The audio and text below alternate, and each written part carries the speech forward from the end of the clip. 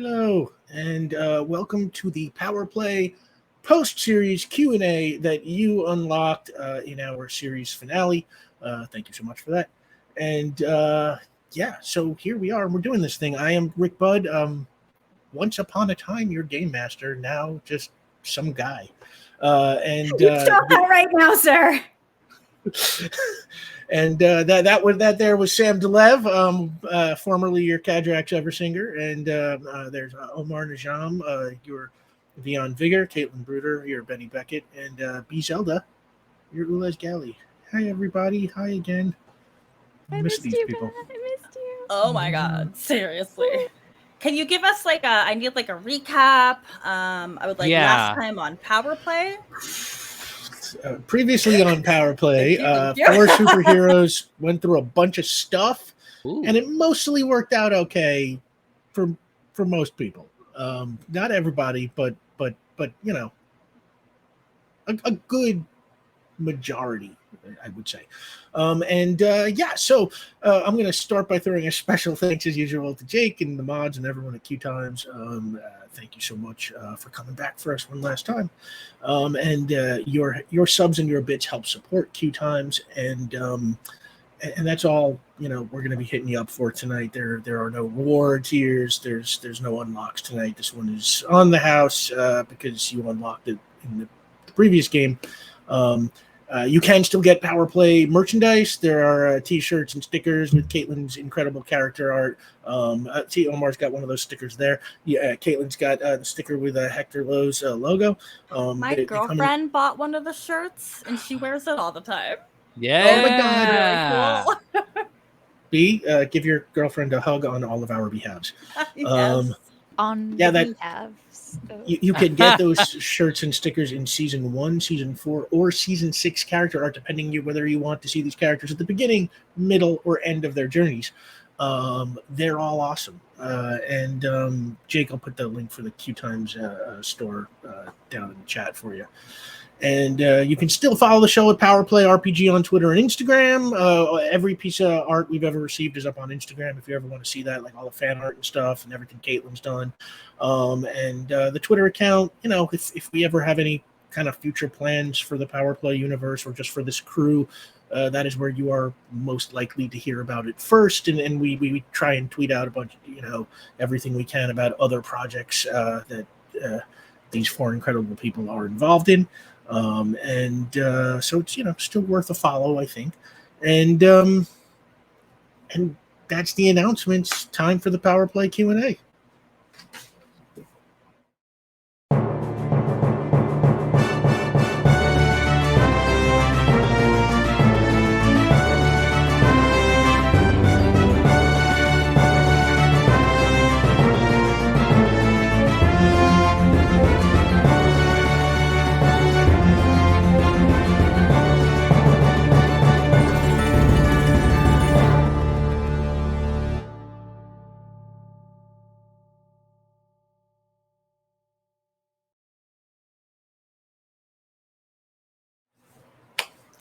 And we're back. Most of us are back. B is just fixing a little technical thing, and we'll be back any moment now. So we're just gonna try and vamp here until B's back. I can do the Oh, there we go. We should have just re-performed the opening title sequence, but I just want a fully orchestrated version of just like I want French horns. Yeah. I want full strings. Cool. Mm-hmm. I want timpani, gosh dang it. Yep. It's got a chorus That would in be the awesome. back. Honestly, that would be amazing. And I have a second monitor now, so I can actually see some of the chat and try and keep monitoring that. I see our good buddy, our good buddy Daily Dale, our own Destiny Benediction is there. Hello, Dale. And hello everybody. We got a lot of questions and a lot of them call to everybody, so I'm going to try and get through as many of these as possible, even for people who ask more than one question. We're going to try and do everything if we can. So let's just jump in and we're going to get started. I'll ask a question, and if it's directed at someone, I'll let you know who that is. If not, if I know the answer, I'll just spit it out. And if anybody else has anything to add, these are in no particular order, really. But okay, so the first question I have here is from BioLug, I think it says. And did you have a session 0? And if so, how did it go? What did you discuss? So we did have a session 0, actually. I seem to remember it was fairly short, and like the team, I gave them like a little sort of like weird kind of plot preview where there was like a gas that was making people fight, and they like went to a bar and then like wound up, I think, like in the sewers, like tracking around underground looking for something. I honestly can't remember. And then like it kind of ended on a cliffhanger where like a monster or some kind of water was rushing after them. I can't even remember what it was, and it was just sort of like it has right? what was it? Like a big drill machine. Yeah. A big drilling machine. Okay, yeah, okay. Yeah. It's like bearing down on them, and we're like, to be continued. And it was like, at least for me, it was so great just like watching the immediate chemistry between these 4. I was like, well, that's all we need. We're ready for this. What about you guys? What do you remember about session 0? Were there alligators in that one, or was that in the real campaign? That was a real campaign. That was definitely in the real campaign. Yeah. But remember when we were in the actual power play and went into the sewers and we found the Viking runes? Yeah. And there was a substance, and I used Benny's granola. You know why I did that? I felt the resonance with the session 0. I was like, there was a weird substance produced by like a petrochemical company in the sewers in that one. Yeah. Maybe he did carry it over. And so that was why I had the toxic sludge on my sheet all 6 seasons. In that Yes. I think that might have been the same episode with the alligator in the sewer. I think, we met the alligator first. Yeah, That's why there's overlap in my brain of those. Makes sense. And okay, so moving right along. The next question comes from Fireboss, who says, did the characters roll for powers randomly, or were they chosen to fit a concept? I think they were all chosen to fit a concept, but real quick, starting with B, how'd you choose your powers? Chaos mostly. You asked really good pointed questions to try and like give me some direction, because I'm naturally rather a directionless person. And it was very much like tabula rasa. It was like, you can do anything, like superheroes, aliens, somebody from Earth, like you don't even have to look like a person. And that was overwhelming. So I fell back on like my favorite pop culture reference, which is Dragon Ball Z. And my original internal goal was to like lean towards creating this like Super Saiyan, and they're aliens who come to Earth for one purpose or another. So, a little bit of Goku was in that, and that's kind of why like the light blast, I wanted light shooting through the hands. So I think that was the exact reference you gave me for the final art. yes, I couldn't help it. It was kind of like, okay, I gotta lean into it. There's no avoiding it. So yeah, I guess I kept up with that image. Sam? Well, because I had done some previous superhero projects, and I do think I've talked about it a little, that I wanted to do something different in flavor, though as far as how the superpowers interacted mechanically, I wanted something very similar, which is to say, I really enjoy power sets where I interact with them by going, hey, so what's going on around here that I can use in any given moment? Because I am not as powerfully instinctive as B. Like, I can't just have good thoughts off the dome. And so for me, that kind of thing is hard mode. That kind of thing is challenging. Like, trying to come up with something all of the time is a really fun and engaging challenge for me. And so I tried to think of powers that would be versatile, like technopathic powers had been for me with previous superheroes. I thought about ice powers because thermodynamic energy is just in general very, very cool. And there's a whole lot you can do structurally with ice. Like, you could use stuff in a whole bunch of ways.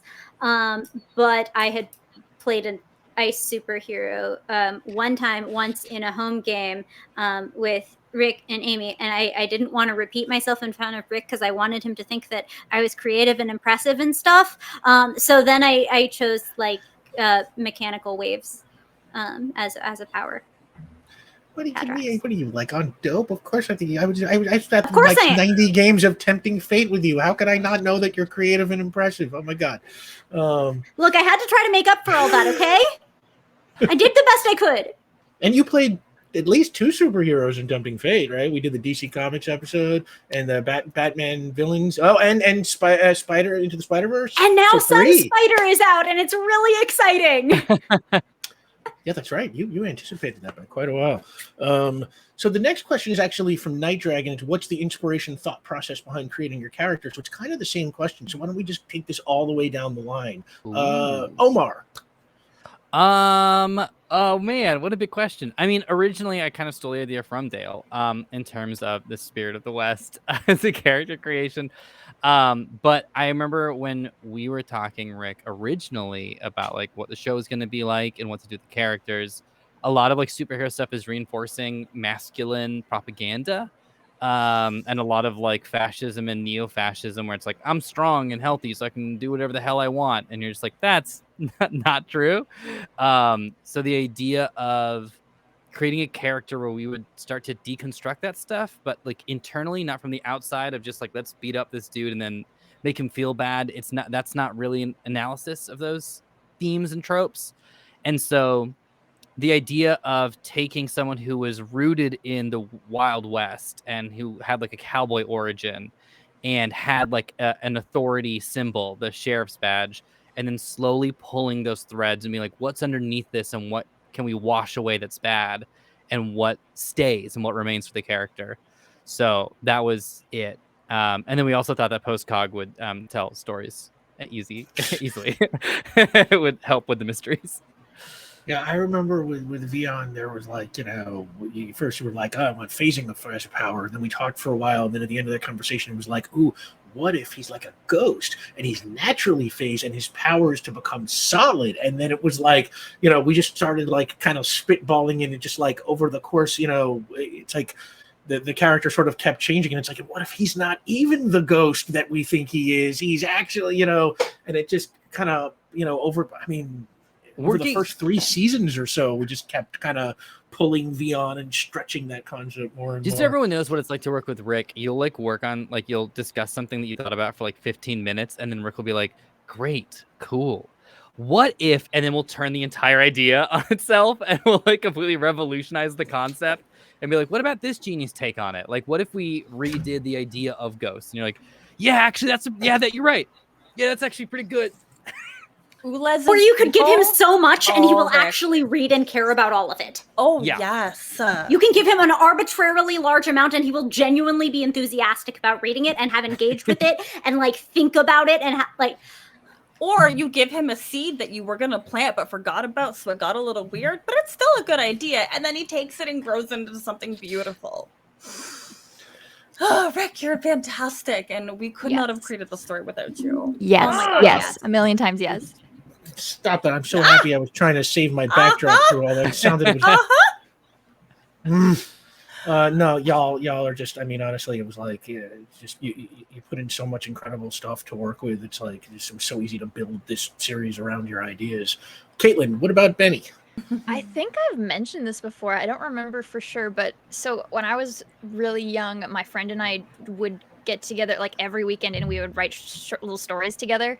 And like we didn't know the concept of tabletop RPGs, but that's like we would pick a genre and then like make little characters in it and then write all our little stories. And one of the stories we wrote was about superheroes, and there was a character that we had made and her name was Piper Rhodes, and her body could turn into magma. And I was that was kind of when I was first concepting Benny, I knew that I wanted to do a character who didn't really have full control, and was like new to it, kind of scared of it, and like her arc was gonna be like learning to control it or learning to appreciate it or whatever it kind of became. But I knew at the beginning she was gonna have this kind of tenuous, just like kind of on just not quite comfortable with powers kind of a thing. And I had looked into like I was gonna do like a Hulk kind of powers. When we first started talking about fire, we were like, oh, is it emotionally triggered? Is it? And it kind of we ended up flavoring it that way, but there was like a limit that was that it was only triggered with strong emotions, but we figured that would kind of be rough to like execute well. And I think I looked into like something werewolf style, something like the Thing, but sort of, I don't know, I had a lot of like that, and I kept coming back to fire, and I ended up basing Benny a lot on on Piper, this character my friend and I made when we were tweens, but refined and with a little bit more nuance. But yeah, no, she's fully inspired by a character that I made with my best friend when we were little. So that's so cool. Okay, so the B part of this question is, and for Rick, which NPC was the one you like creating the most? And I couldn't even begin to honestly answer that. But if you put a gun to my head, yeah, I'd be very upset. But I would probably answer, either like top three. Top three. Yeah. Okay. Does that make it easier? Yeah. Then you can only pick 3 of our 4 NPCs. Oh, Maria. All right. None of our NPCs are Port Ruby. Which truly, she was the coolest. But go ahead. Yeah, well, I mean, you did that. It's like there was no plan for Maria and Ules to like form a hive mind like that. So until unbelievable to me. Like, honestly, one of my favorite moments of the whole series is like when you did that. And I was like, oh my god, I know what's gonna happen now. So yeah, definitely Maria. Just something like I like just something about this sort of sad kind of Frankenstein story that kind of played out over decades and was very ACAB probably I have to say like Donnell Tyrannin just sort of like just had to put like a lot of thought into sort of stretching out kind of like what he was doing over the time in Port Ruby and why he was doing it and how his life kind of fit into the show. And if I had to pick a third, man, this is tough. And like these aren't like necessarily my favorite NPCs, but just the ones that I like creating the most because like some of my favorite NPCs turned out to be like Sandy, who's just like I needed somebody to wake Vion up the beginning of the show, so like that was it. I was like, okay, there's a guy who wakes Vion up. I guess he's his landlord, You also gave what was the actor? Cheech Marin, yeah. Like that's just delightful. As soon as I heard that, not only was it somebody that I recognized, which is rare for the cast of NPCs that you've created, but just a delightful personality in that NPC that was just going to be a throwaway. Yeah, and I love Cheech. He's great. I'm sorry we never got to fit Chong into the show, but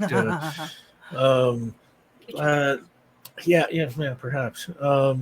A third one, oh my god, this is like impossible. I don't know. Maybe Lila Pendry, as sort of, and that's one that sort of again got created like over the course of the show. And at first it was just like I need somebody to speak for Project 5, and then bit by bit she started showing up more and adding more of her personality. And then we went time traveling, like suddenly there was a reason to give her a past and relatives and stuff. And it's like she sort of flushed out as yeah. So that one was definitely great. And I've already used enough time on answering that. So the next question comes from Victoria Gale, I think. And how much did you decide at the beginning? And how did you decide it? Rick mentioned the show was always going somewhere. And this kind of goes hand in hand with the next question, which, sort of aimed at me. How much did you plan in advance as story arcs from season 1 through 6? And did you envision the ending when teasing the lore drop in season 1? And it's like, in a second, I'll hand this off to the players so they can talk about how much they plan to their characters in advance. But like for the show itself, it's like, I had a, with my writing and sometimes with my creative stuff, I have like a little maxim I sometimes use for my, keep myself going, which is like, you need a star to navigate by. And like in this instance, like the star to navigate by was sort of like, I kind of knew I wanted like a bad guy, who would sort of stretch over the course of the series and like be revealed bit by bit.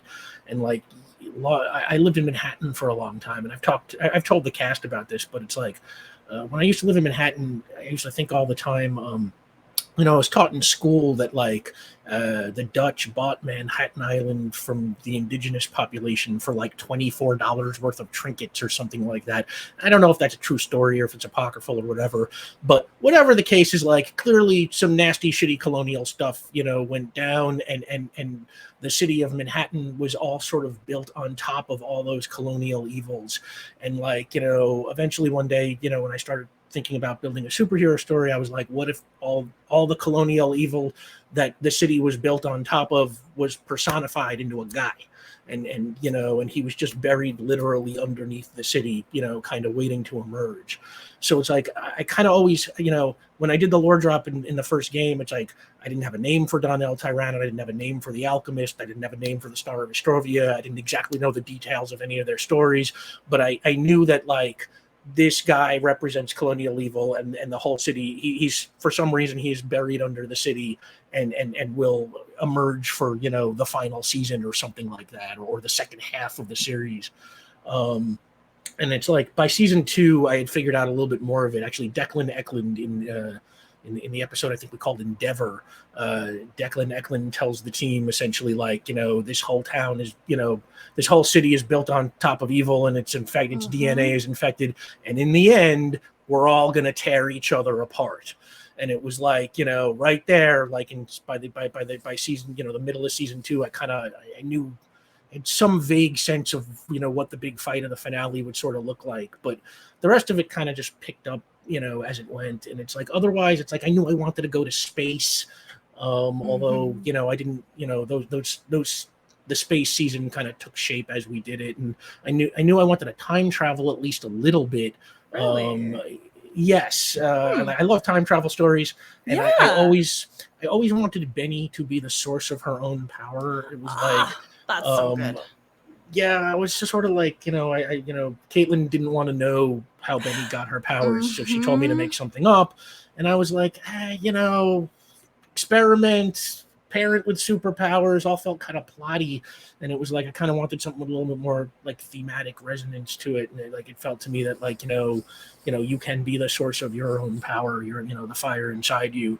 It just felt stronger, so I knew we would have to time travel for that, but I didn't know if that was like a sequence or an episode, and it kind of turned out to be a whole season. But like so it's like I had little kernels and ideas here or there, but for the most part, it's like I didn't really plan out a season until we started it, and then lots of revising as we went. As I sort of like, okay, I know where this season's going, and then after the first game, it's like, oh no, it's not going there anymore. But always in the best way. So like, yeah. So for the 4 of you, how much at the beginning did you know about where you wanted your characters to go? And it's like, I know some of these answers kind of myself, but real quick, let's go through the line. Let's start with Caitlin. I kind of said I just all I knew right off the bat was that I wanted to play a character who didn't really have a very good relationship with her powers, and it kind of just took shape into low stability, low control. I saw someone in chat ask, but why the big? And the answer to that is every single power I took for Benny was decided the week of when we were doing it, because I didn't want to. The only thing I knew was gonna come was the lava. I knew she was gonna go from fire to magma when she at a character arc relevant point when I felt like she was getting a handle on it. So it was kind of all of Benny's changes. In the end, this was never the like original vision for like all of it. It was just for the first one, but every single one of her power changes ended up being relevant to or coming at a time when she was growing or evolving. So she was like, okay, I'm just getting comfortable. And now the power is going to swerve on her.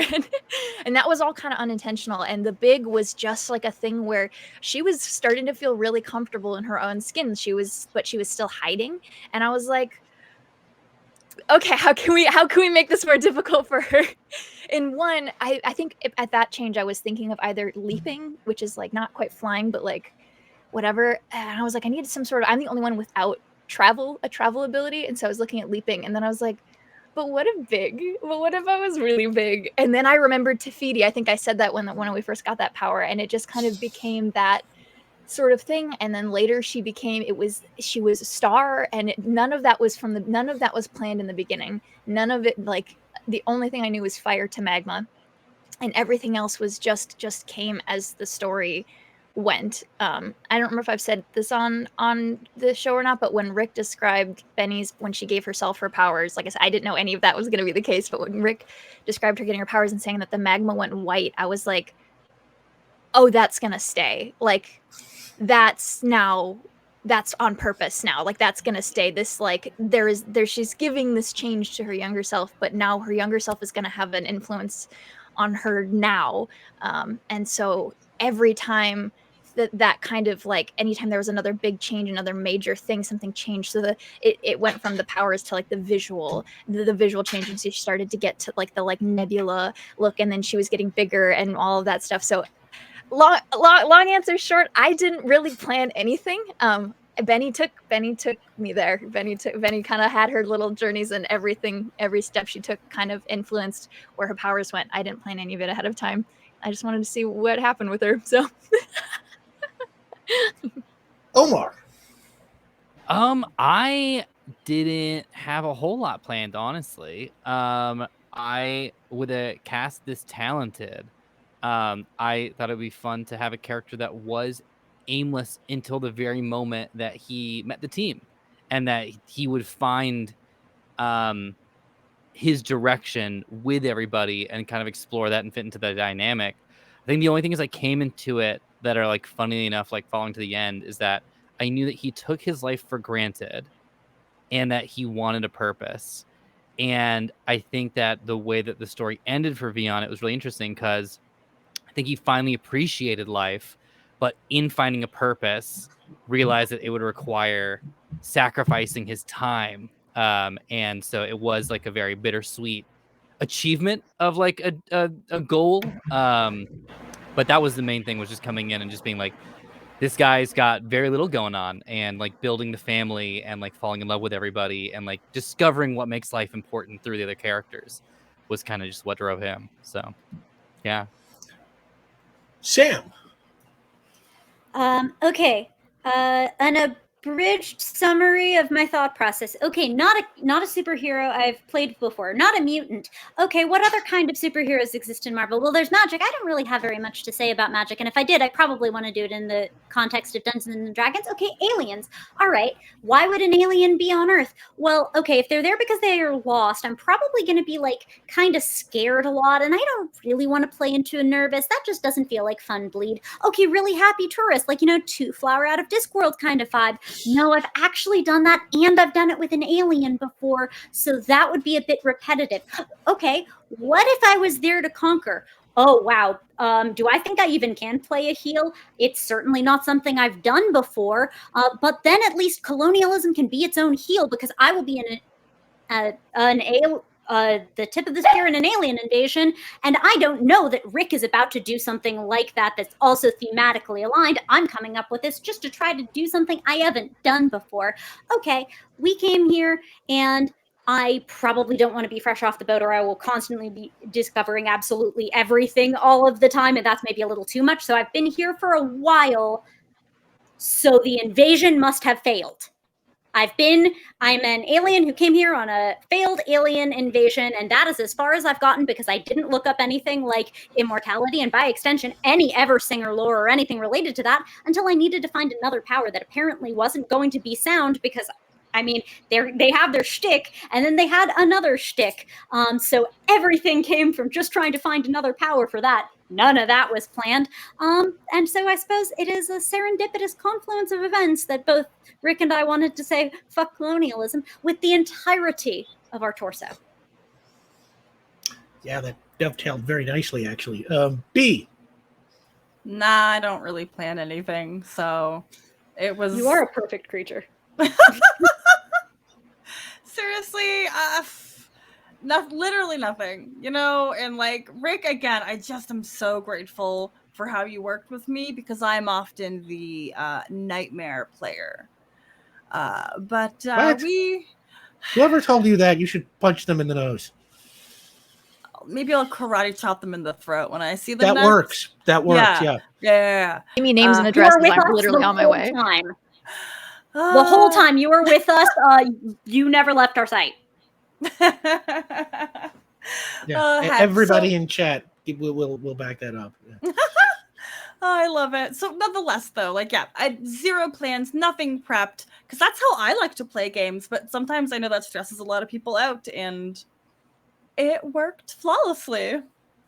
What was amazing is that like everybody came with different combinations, like from B on one side, who sort of was like, I don't want to know anything, surprise me with everything, to like other people came with varying degrees of like, I know a lot of what I want to do, but surprise me about like my origin, like Benny or something like that, and Sam, who had like sort of a little bit of a backstory, it was like, we'll figure the rest out as we go, stuff like that. It was like just such a great mix of different kinds of characters and different kind approaches to it. And Vion, it was just like me and Omar just would kind of check in once a season and start like just spitballing like, what crazy crap can we do with Vion this season, but all right, so Chandra, the amazing Chandra, hello, if you are out there, we love you, wants to know, what is your character's favorite food? And Rick can pick a random NPC. So let's start with B. What's Liz's favorite food? Those salads that like have like fruits and nuts on them, and salad dressing on the side, since that ruins the essence of being able to scoop the leaves up and kind of play with them while everybody else eats. Sam, what is Cadrax's favorite food? Well, they had so they were introduced to the rice, as we all know. And they were separately introduced to cake. I think we very briefly alluded to the meltdown that happened about that, which is neither rice nor cake. But I do believe that after the expectations were so upset about rice cakes, I think they had a certain appeal because they're but a textural canvas for so many other experiences, and yet at least to Cadrax's palate, whole in themselves. Like, you can just have a rice cake, and it isn't rice, and it isn't a cake. Not in the way that you kind of think that they are. Is it taxonomically not relevant here? But I think once you get over that it's not rice and it's not a cake, it's pretty great, kind of like humans. It's a metaphor for their experience with humanity. Rice cake. Omar, what is Vion's favorite food? If coffee doesn't count because it's a drink, I would say whatever. Vion would say like whatever takes like the most amount of time to prep and get right, that you can like obsess over. But really, it would be donuts. Yeah, I respect that.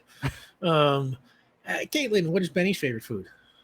I believe at one point she said Benny said that she really liked tikka masala, so I'm gonna go with that, because if I said that in game, I'm gonna stick with it. By the way, speaking of Benny, I see Benny's best friend is in chat right now. Hello, Jack. Hi, Drac. The awesome Drac. Come back to the States. Our own Will Walton. Yeah, come to California, Jack. Come hang with us. I believe you should message Drac later. Yeah, I don't want to out Drac's travel plans, but hit him up. but you will. You don't want to, but you're totally doing it. I believe it was tweeted publicly, so I don't feel that bad. Yeah. Just so everyone's clear. Yeah, this is public knowledge. Librarian Liz, hello, Librarian Liz, we love you too. Wants to know, what book would everyone and their characters check out the most from the library? So let's go in reverse. We just did. So Caitlin, what, I guess since everyone and their characters. So Caitlin, real Oh, fast, boy. let's do these. You and Benny, book that you would check out of the library most often. Oh, geez, if I have to do me too. I might say the same for both, which would be a collection of Dorothy Parker stories, short stories.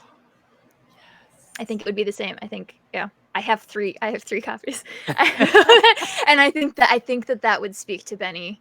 When she was little, it'd be photography books or star books, but like as Benny as an adult, they would be, yeah, Dorothy Parker short stories. I admire that efficiency. Okay. Omar. For both, I think it would be a book that's the hidden history or forgotten history of Port Ruby. Because for me, that's very cool. I think there's magic, like you said, Rick, like hidden in histories. For Vion, it's literally true for someone who posts cogs. So I do think that would be a thing where he would constantly be like, yeah, what's in this alleyway? Oh, there was like a thing that happened here. Great, let's watch that. That's awesome. Sam. For me, I suppose just purely descriptively, it was The Six Wives of Henry VIII by Alison Weir, the book that I've checked out the most, because it was the book that I read whenever I was reading what I wasn't supposed to be doing in elementary school. And I honestly just kind of wanted to read it enough to get an answer. Why would someone be like that? For Cadrax, it's going to be, look, the obvious answer is Grey's Anatomy, but that's just because that is the book that I would pick. It's like kind of the headline quick check, like one medical textbook I can think of. I think in reality, we're either looking at Harrison's Principles of Internal Medicine or Schwartz's Principles of Surgery. The latter was more occupationally relevant. The former, I think, would make them a slightly better doctor, and I think they might therefore gravitate toward it, because even surgeons, barbarous though they are, should know a little bit of internal medicine. B. I spent the past 2 minutes panicking for an answer. So the B answer is I read just a lot of fantasy books, but had I been comfortable checking out manga, I probably would have read like Naruto as a kid. I would have read One Piece much earlier. So that Ula's, other than like maybe like encyclopedias or like books on botany, there's a kids book series by Robert Munch that I read a lot growing up, and I recently came across them again, and it's just like very basic stories about like tiny humans doing human things, and it just teaches the tiny humans how to be human. And I really like that, and I think Ules would enjoy the pictures, and it would, like, the whole series would have just been checked out repeatedly. All right.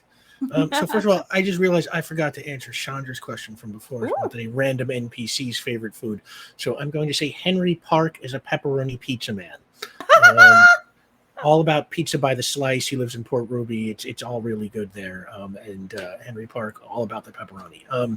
And for the books, it's like, I don't have a character, but for me personally, it's like, since a lot of people are going for stuff that they did when they were a kid, and I don't know if there's any like specific book as an adult I checked out multiple times, but like as a kid, there was a series of books called Encyclopedia Brown that I just read over and over and over again.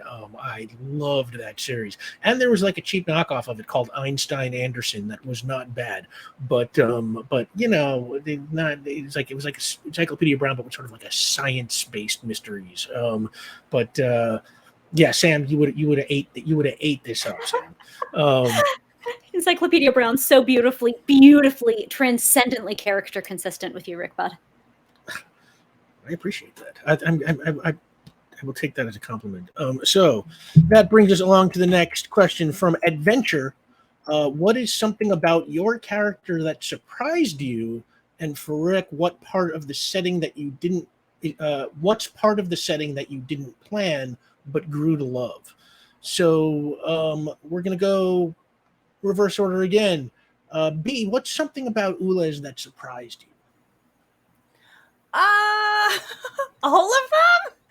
I didn't necessarily have a whole lot of character in mind, and then episode 1, when we really set the tone, like after our session 0 and we got into these characters, like I know we've talked about this too, but I was just trying out like a weird character voice. I was trying out some plural pronouns, and it was like, let's see what sticks. And I threw a bunch of things on the wall, and they all stuck. So it all surprised me. Sam. I mean, so Eversinger's a really obvious answer because I didn't plan it as a plot point, but I'm trying to think instead of like if there's anything about the person they are, because reacting to that circumstance, I think Cadrax was pretty much what I expected for that person in that circumstance. But another way, I've mentioned it before, but like the characterization I thought I would have was permanently disrupted by the kindness of the characters. Even my character said it. They were going to be so much more of a heel, and that just died on the vine instantly. So that's what about my character surprised me. I couldn't go as hard. Like, I had to start them later on their anti-colonialist, like, reformation, because humans were already clearly better than I thought. Omar. I was surprised by how angry Vion would get, and how not physically violent he would be. But it wasn't surprising because like that was the kind of stuff that we were going to explore with his character. And like we were like, but what if Daredevil got punished for like being mean to people? Like what if we held these superheroes accountable for what they do? The thing that surprised me was the family stuff. I am very chill with my siblings, and my parents are incredibly supportive, warm human beings. And so in this show and also in A Court of Fey and Flowers, there is a very domineering maternal force and a competitive sister, and I'm just like, where does this keep coming from? Because it's not from me. So when it was those dynamics and just the relationship that Vion had with like his family, I was just like, I don't know what is happening. Like I don't know where this is getting pulled from. My mom's always just been very much just like, yeah, whatever. Like, I mean, do well, but like if you're getting in trouble for doing too much art or whatever, like I'll talk to the teacher. So I think it was most of that stuff. I was just like, what is this? Caitlin. Every single one of Benny's powers was a surprise past the magma for sure. She surprised me with how nervous she was. That was never the plan. I did not come into that expecting to play a nervous character. I think I was nervous, and I think it bled a little bit, and I was like, oh, we're doing this. Okay, this is how this is going to go.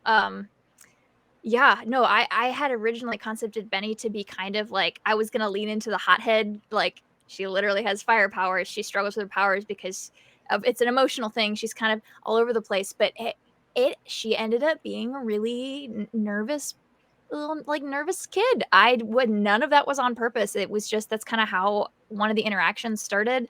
And I was like, oh no, this is perfect. Actually, this is what she should be.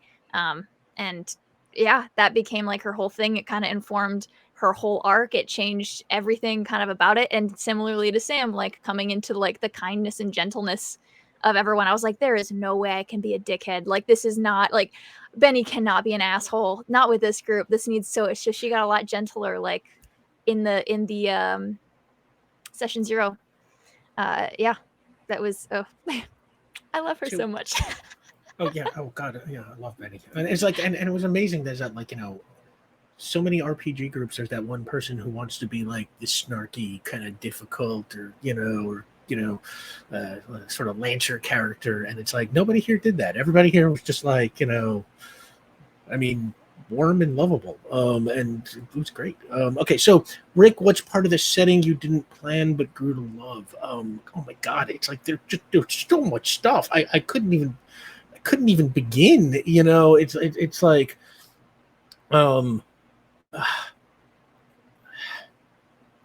I mean, I alluded to before. It's like maybe my favorite thing was Ulez and Maria bonding together, because it was like I had something totally different in mind for the end of that season, And it was funny too because like that season had a lot going on for the other three characters, and Ulez was sort of dealing with some sort of existential stuff, and I didn't quite know where that was going to go, in the last couple of episodes. And then B, had Ulez, when talking to Orson, just be like, "Would you like to join our collective?" And it was just like, like the clouds parted and like the beam of light, like ah. And I was just like, oh my God, they're going to join, and it's like, because B didn't know at that point that Orson was Maria. So it was like, for me, to know that reveal was coming, but now be able to make it all come together with something that advances a character and advances the story all at once. It's like the best feeling that, when a player sort of completes that thing that you don't know how to complete, and that, yeah, maybe that might be it. I don't know. It's if I thought about it for another 20 minutes, I could probably come up with 50 other things,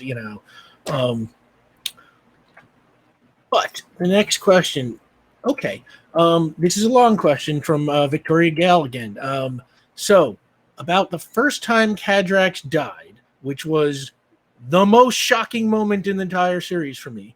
My pal and I discussed it afterwards, and Victoria's pal thought that this was Rick slapping down Sam for playing Cadrax as completely invincible, but was also mad because nothing in the series so far indicated that anybody would actually die, and you have to telegraph first that it could happen.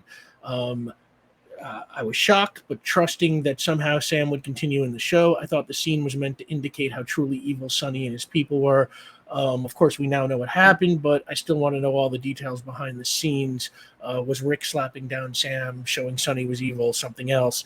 And did Sam know Cadrax was going to die that night or at some point, and did the rest of the crew? So I'll start with this, and then we're going to hand this off to Sam, of course. So that all started, I just so everyone knows, like at the beginning of the series, I told everybody that nobody will die unless, we have talked about it before, like you want to leave the show or something like that, or you want to start a new character. I was like, this is not one of those games where, you roll bad and I'm going to kill your character. It's like, I sort of feel it's like, especially in comic books, it's like things go on. So it was sort of like, unless it was appropriate for a storytelling reason, nobody was going to die by accident. The only exception to that is like if you did something just absolutely bananas, like, it's like my character jumps into the heart of a flaming volcano. It's like I might not be able to, I don't know if I could save you at that point. But barring like just something that's just inescapable, no one will die. But Sam had chosen for their major change that season, or the end of the previous season, I think, immortality. And we had to have a lot of discussions about how that would work and what that would mean. And it was sort of like, there's not really a point in having immortality in a game where, you can't die. So we sort of, that is actually where we started coming up with like the Eversinger thing, which was not originally part of Sam's. I actually went to Sam and I was like, is there, does the Star Choir have a religion, and like Sam, a couple of days later came back with the stuff about the Eversinger, and I was like, okay, I think we can use this. Basically what we sort of agreed was that Cadrax would have to die so that this power could be useful, but like we didn't know where or when it would happen. I was just sort of like, I will surprise you with your death. There were a couple of instances over that season, where I was like this close to pulling the trigger, and I just kept like, not yet. And then when Sam, like Sonny, I did not originally see as a villain. I actually thought that Sonny and Cadrax would kind of, be friends. That's the hardest for me to believe. My favorite. I love this. My My God. favorite night behind the scenes. Abigail. I came back and like he and Abigail had done a thing, and I don't think he had been forthcoming, and so there was just a knee-jerk reaction, okay? And then we just yes-anded it into. Yeah, Sam was so like Cadrax was so hostile towards Sonny that eventually I was just kind of like, okay, there's a different way to go. And then I started seeing them as like, Sonnevel's literal son and Sonnevel's sort of figurative son, kind of like the prodigal son, sibling and the prodigal son. rivalry. I Yeah, get yeah. where it could have gone, but yeah, that knee-jerk reaction from Sam set the tone, and there was it no had to be. question. It had to Oh be. yeah, Like, it oh was yeah. so good. It had to be that. Hard to imagine any other way now, but yeah. So eventually, it was like, I kind of realized that like Sonny would probably have to kill Cadrax for the first time, and and then I just kind of waited for the right moment for it. Sam? Yeah, no, as you described, for the record, I went into this saying with the expectation with like multiple backup powers, because I think it's completely reasonable for a GM to say no to that. It's hey, I'm just going to pitch it, and I completely understand that you're going to say no, but I think it might be fun, so let me throw it at you. What about immortality? And Rick's like, yes. And I was like, what?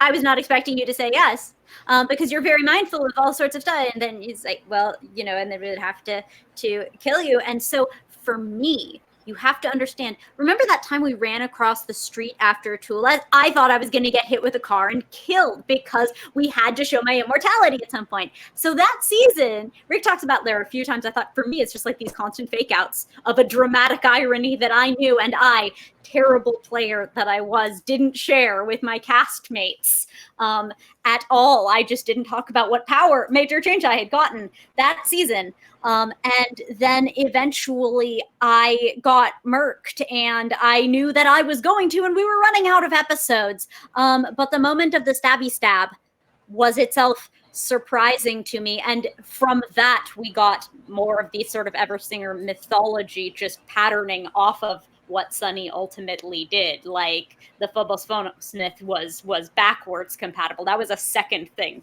that happened after I first got killed, compared to the rest of the Eversinger lore. But I love the idea that it was just like you putting me in my place, Rick, because that bespeaks the notion that I was like annoying enough, and I believe that so much that like you would want to do me a murder. Yes, absolutely. In your place, if you'd have been there, if you'd have seen it, you know what I'm saying? I would never try and I would never try and slap Sam down. Sam could kick my butt. Have you seen Sam's arms? It's like it not even close. Oh my god, I'd be so afraid. Yeah, no. See, but what I loved about that whole thing was that in another game, immortality would just be a really big pain in the ass, because suddenly you'd have a character you couldn't kill, and here it was like you already knew that you really weren't going to die, because of how I GM the game, but instead the immortality became like a passport to like a whole new part of the story, and then through that, just became the whole story of the character and reshaped everything. And it's like that's a great player choice when you can pick one new power out of a gazillion changes, and that power just totally recharts your course. So yeah, loved that. So okay, let's see. Key Squared, I think, that is, says, what's a bit of backstory you never got a chance to bring up or use but wanted to? Anybody want to jump in on that? I know one from me, but if you have it, go for it. I gotta think real hard. I don't think. Okay, well, the rest of you are thinking about it because there might not be, because like a lot of this stuff like was sort of assembled like as it was going. So we didn't really come to it with like big full backstories. But for me, it was like I think it was in season 1. I had Benny interview Joel Fonz, like a D movie maker, sort of like Neil Breen kind of like guy, and I had been planning to do this thing, that was going to be a passport into End. I was going to have him start essentially like describing all of his movies, and it turned out that he was like a former agent of End who had been brainwashed and had amnesia, and was like sort of sublimating all of his old adventures through his films, and that was going to sort of like lead into the End storyline, but like just like an episode or two after I introduced him, I was just like, this is just way too much. I'm not going to be able to get all this in. I was like, I loved the idea, but I was like, there are better ways to get into End. So I just Joel Fonz was just never mentioned again. Poor Joel Fonz, may he May he rest in peace. Anybody else get a bit of backstory you didn't get a chance to use? You have to understand that Rick is so good at like giving us the things that are really important to us, that if there had been a backstory bit that we had really like yearned to include, he would have found a way.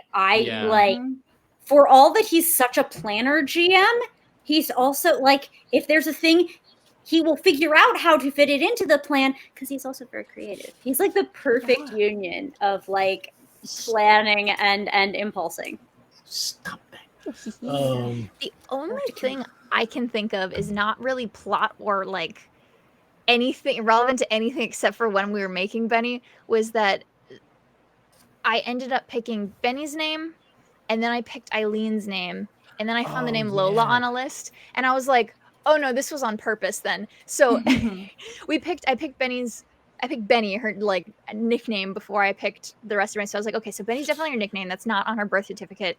And then Lola and Eileen, I picked Eileen just because I like the name, and then I picked Lola, and I was like, oh, all of these are songs. That's amazing. So it's canonically in Benny's family. Her mom's named her Robin, which was an accident. I picked Robin because it seemed like something that Benny could be pulled from. Robin Eleanor, and Eleanor is also a song. But Robin E. Binny, and then Benny was her name. It was Binny, and then Will called her Benny because he misheard it, and then that stuck forever. But she canonically, her whole family, they all now, like all of her cousins and stuff, all of them get named after songs. So she is Benny and the Jets, Robin, Rockin' Robin, Eleanor Rigby, and then her moms are Lola, the song Lola, and then Eileen, Come On Eileen. So everyone, if we talked about if we ever met anyone else in her family for any reason, they would have song names, which is had names that appear in song titles, and that's the only other thing that never really came up during the show, and it's my favorite, like, goofy little thing. But yeah, her family, her extended family, they all name their kids after songs. They love that. I just glanced over at the chat. Somebody wants to know who I would cast as Joel Fonz. Rappy Barra? Saying that right? So I honestly don't remember if I had cast Joel Fonz. I don't think I did. I could probably look that up somewhere. But I would probably just get Neil Breen to play him. Just to get that real life reflection. If you don't know Neil Breen,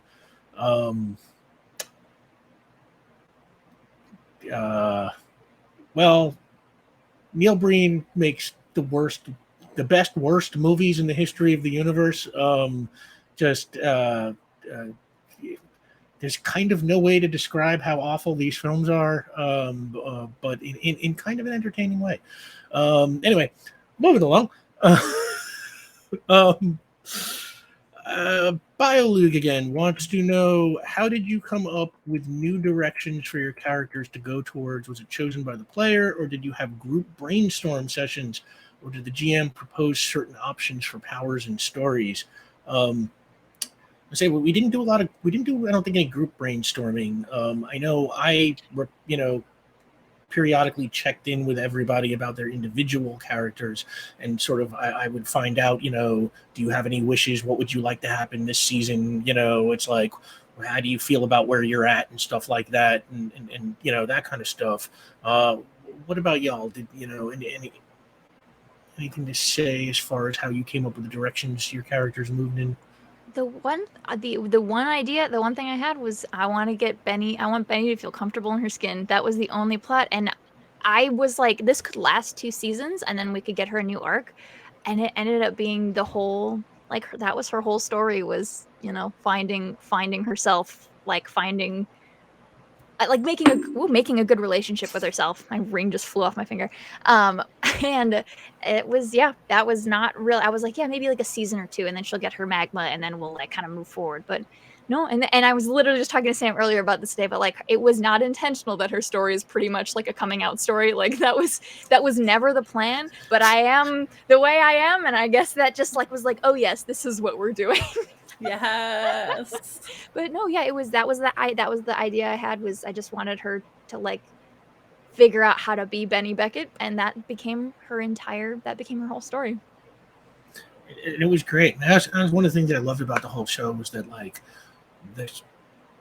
the whole show essentially just became learning who the characters were and watching them figure out who they are and what they want to be. And like the story of the characters kind of just became the story of the show, and everything else was kind of just, there to give them something to do while they were doing that. And it's like, it just always made it feel very rich to me, So the next question, what time is it? 6:01. All right, we'll do a couple more and then we'll take a break. From Sayuri Amamiya. Sorry. How does Rick keep track of all those plot threads? Lots of red string. Yeah, by treating it like a second job, essentially. I have dozens, hundreds of documents. Like literally after every episode, I would go through every episode. I'd rewatch it, take notes on everything that happened. I keep one document that I like, a questions and answers document that I've now shared with the cast now that the game is over, where it's like, if in this, you'd be, if in this episode you saw some mysterious character do something in the lore drop, it would be like, who is this mysterious character? What are they doing? Why are they doing it? And it's like very often I did not know the answers to those sort of things, and would just figure them out later. Like for example, when they went to rescue Brooke Barrett from prison back in season 1, while they were sailing to the prison, like something moved beneath the boat, and like at the time I was just like, I had no idea what the thing beneath the boat was. I was just kind of like, that sounds weird and spooky, and we can do something with that in the future. And then later on, eventually, like after I figured out the underwater wormhole, it was sort of like, well, maybe somebody's driving around in a submarine looking for the underwater wormhole, and that's the thing that went beneath the boat. So like I would go back to the questions and answers document and like kind of fill it in there. And it's like, and oh my God, I have long lists of like who appeared in every episode and what dates are covered by every episode and every villain and every, it's like just insane amounts of note taking is really, kind of how it is. And then a lot of checking in with the players, because like the players kind of can, all that information can just kind of become like a lot of white noise. And then, you talk with a player and they remind you like, what's important about all this? And you're like, oh, right. Okay. Yeah. Vion's figuring out what justice is. Okay. So, focus on this, Every so, week, yeah. not every week, just every few weeks. I don't know about y'all. I'd get like a Monday, maybe a Tuesday message. The message on a timeline of some man who might rewatch the episode to take all of these beautiful detailed notes of like, okay, so when you said, did you mean? Yes. Yep. Were you wondering if that just take that and then that detail, but also like a shape up or I will kill you? No, that one was probably just me. I never got that one.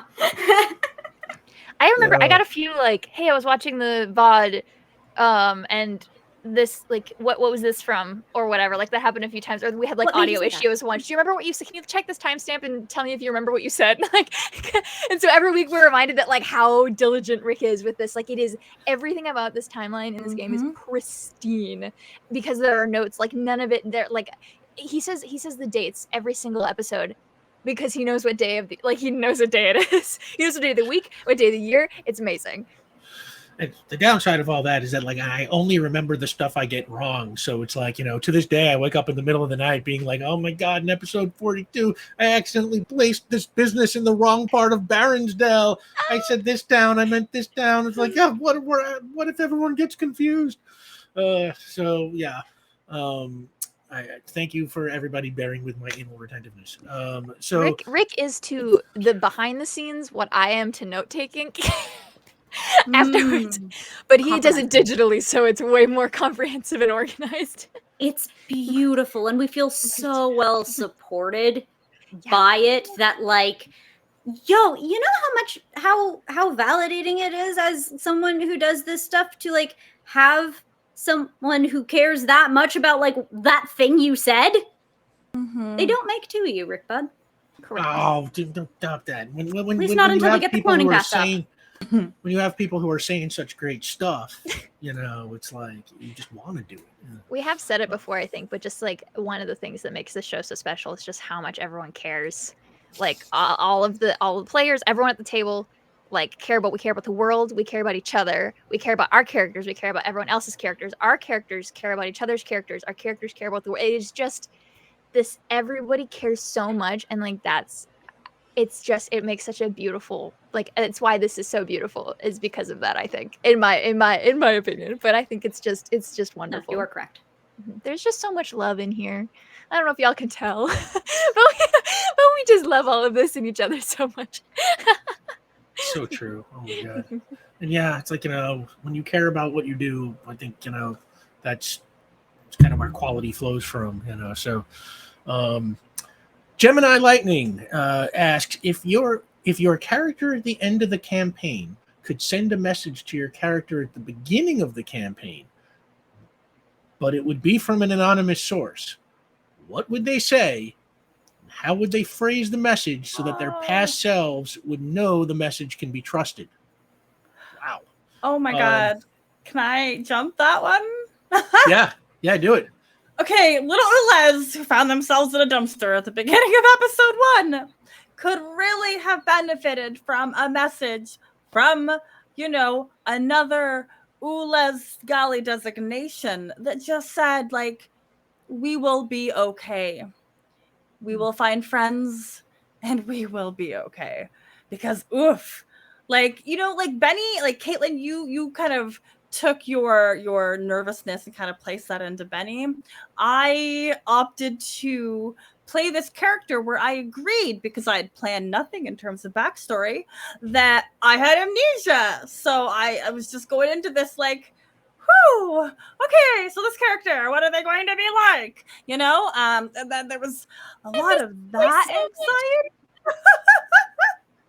Yeah, so I think that would be the message that they would send themselves to Ease B and Ula's Gelly. Yeah, I remember when you first started telling me about Ula's, you had started telling me that at the same time, there were a lot of changes going on in, your real life. Oh, yes. And like, so when you were like, surprise me, with what's going to happen to my character, I was like, okay, so this is the story of a character who's evolving into something better.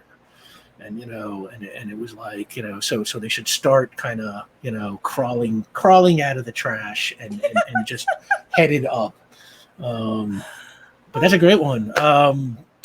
Sam? I've been racking my brains in the interim because there are two moving parts to this. One, advice that someone as stubborn as Cadrax will actually take. Right? Because if they hear from someone they are absolutely confirmed to be their future self, they will simply regard it as unfortunate that they should fall into error in future. Right? Like, that's the kind of person they were. So it doesn't matter. But the good news is I think maybe it also doesn't matter, because I think, like, there's the set of stuff they never would have listened to if future Cadrax had told them, and there's the set of stuff that they learned anyway, without too many negative repercussions other than the whole dying thing, but they needed that. All of these things, and this is the fault entirely of superlative storytelling by one Rick Budd. Yes, that's what my note has. That, like, they learned the lessons they needed to learn when they needed to learn them, and to have given it to them ahead of time, they wouldn't have accepted it because they hadn't yet become the person who could hear those lessons. So there's nothing you could say to Cadrax because there's nothing you could say to Cadrax, but also there's nothing you could say to Cadrax because there's nothing Cadrax really needs until they already know it. Vion. I think if there was one message, this would disrupt the entire last season, I suppose. But like, if there was one message, it would be trust Fripp, because that was a big thing in terms of the character. I was like, that was Vion's real big screw up that I think led him through guilt to make the decisions and sacrifices that he makes at the end. If it was to be something a little bit more poetic, perhaps. a little bit more lowercase r romantic. I think that the message from late stage Vion to early Vion would be as kind to yourself as you are to others. And to prove it's from someone he can trust, it would be the exact recipe that Vion uses for the V60 pour over. That's very particular and comes down to like water temperature and like grind size, and the timing of different like pour stages. And I think Vion, even if it wasn't like this is me, it would be like this is my dude. This guy gets it. Whoever this person is. So that would be the secret coding. Good answer. Kaylin? I don't think there's anything that would need to suggest to Benny that there is like this is someone to be trusted. I don't think she has quite the level of like beginning Benny is an intern at the equivalent of BuzzFeed. There's not a lot going on for her. She got her whole mundane story. But I think that Benny would have to tell herself what she told her moms, that she's gonna be all right. Like I think that's. And I don't know if Benny at that stage would know what to do with that necessarily, but I don't know. I think there's comfort in that. But yeah, she told her moms she's gonna be all right. She can tell herself you're gonna be all right. I think that's what it would have to be. Would we send ourselves the riddle, the Crow Man riddle? No, because you got that right off the bat. You got it in one. He was so close. He was so close. The bridge. It was close enough for Jazz. Gosh dang it. We have to send ourselves the exact coordinates, the exact time. You got it though. You did it right though. I think You got to be a Corvid, and that's really cool though. Would you deny yourself the time as like a crow Come bro? on. That's so Vion cool. has for You got sure to fly played with Kenku wings. before. I'm positive. I'm positive. Okay, actually, just real Oh, quick. nothing. Explain the pour over thing to me. No, actually, let me expand upon that question. Okay. This is not the only time in this Q&A that you've referenced it, but Vion goes to very detail-oriented things. You mentioned it with the food would be something very particular, but it's actually donuts. With coffee, ritual, extremely important, and that it's a multi-step ritual, extremely important. Can you unpack for us why Vion gets into such atomistic detail, what that does like for him, because it's clearly like a motivator and a source of comfort? Oh my, yeah. Well, first of all, probably undiagnosed ADHD. Let's go ahead and get that out of the way. Right, yes, quite so. Absolutely. Because I recently saw a TikTok where it was like some doctors like if you drink juice throughout the day, it helps your brain go until like you're at night and you're like I'm done, because that's like a thing where you like dopamine hits all day. Yeah. ADHD's bad. Woo! But in terms of stuff that I am comfortable and should be diagnosing instead of sort of this other stuff as not a doctor, I think that Vion grew up with the expectations of perfect tutelage and perfect performance as a student. And I think that he, as well as others, did everything quote unquote right. I mean, he was probably a rebel within the confines of the suburbs, but like, I think in school he did everything right and it didn't result in anything, because the idea of like this, scholastic institutions are to just kind of push you into the workforce so you can then make money for people running the companies and stuff. And I think at one point Vion realized that he got like too smart for the system and was just like, wait a second, this is a game I'm meant to lose. Like eventually down the road, like no matter what, you're training me to be middle management. There is no, like, as much as I get this right, I will always get it wrong. And that's when you learn jazz piano. Yeah. And I think that like the imperfection of jazz piano, and I think that like anything that you can obsess over that much and get it right, and it brings joy to yourself and to others, I think that was a shifting point in his life of, I can make a drink for myself and I'm proud of my work. I can make something for someone else and it doesn't go on a report card. It can't get evaluated unless you go to like a convention.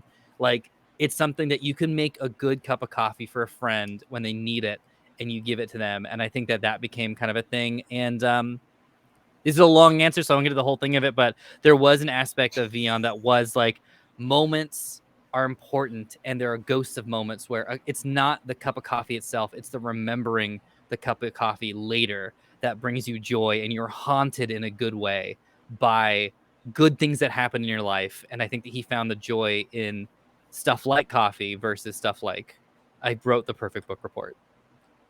Aw. Haunted in a good way. Perfect.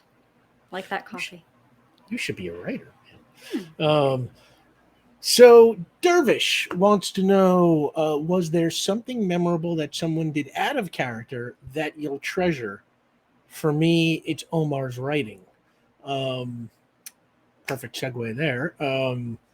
Yeah, Omar's book was absolutely incredible, and like the little dream sequences that everybody kind of wrote for themselves back in when was that, season 2 or something like that, or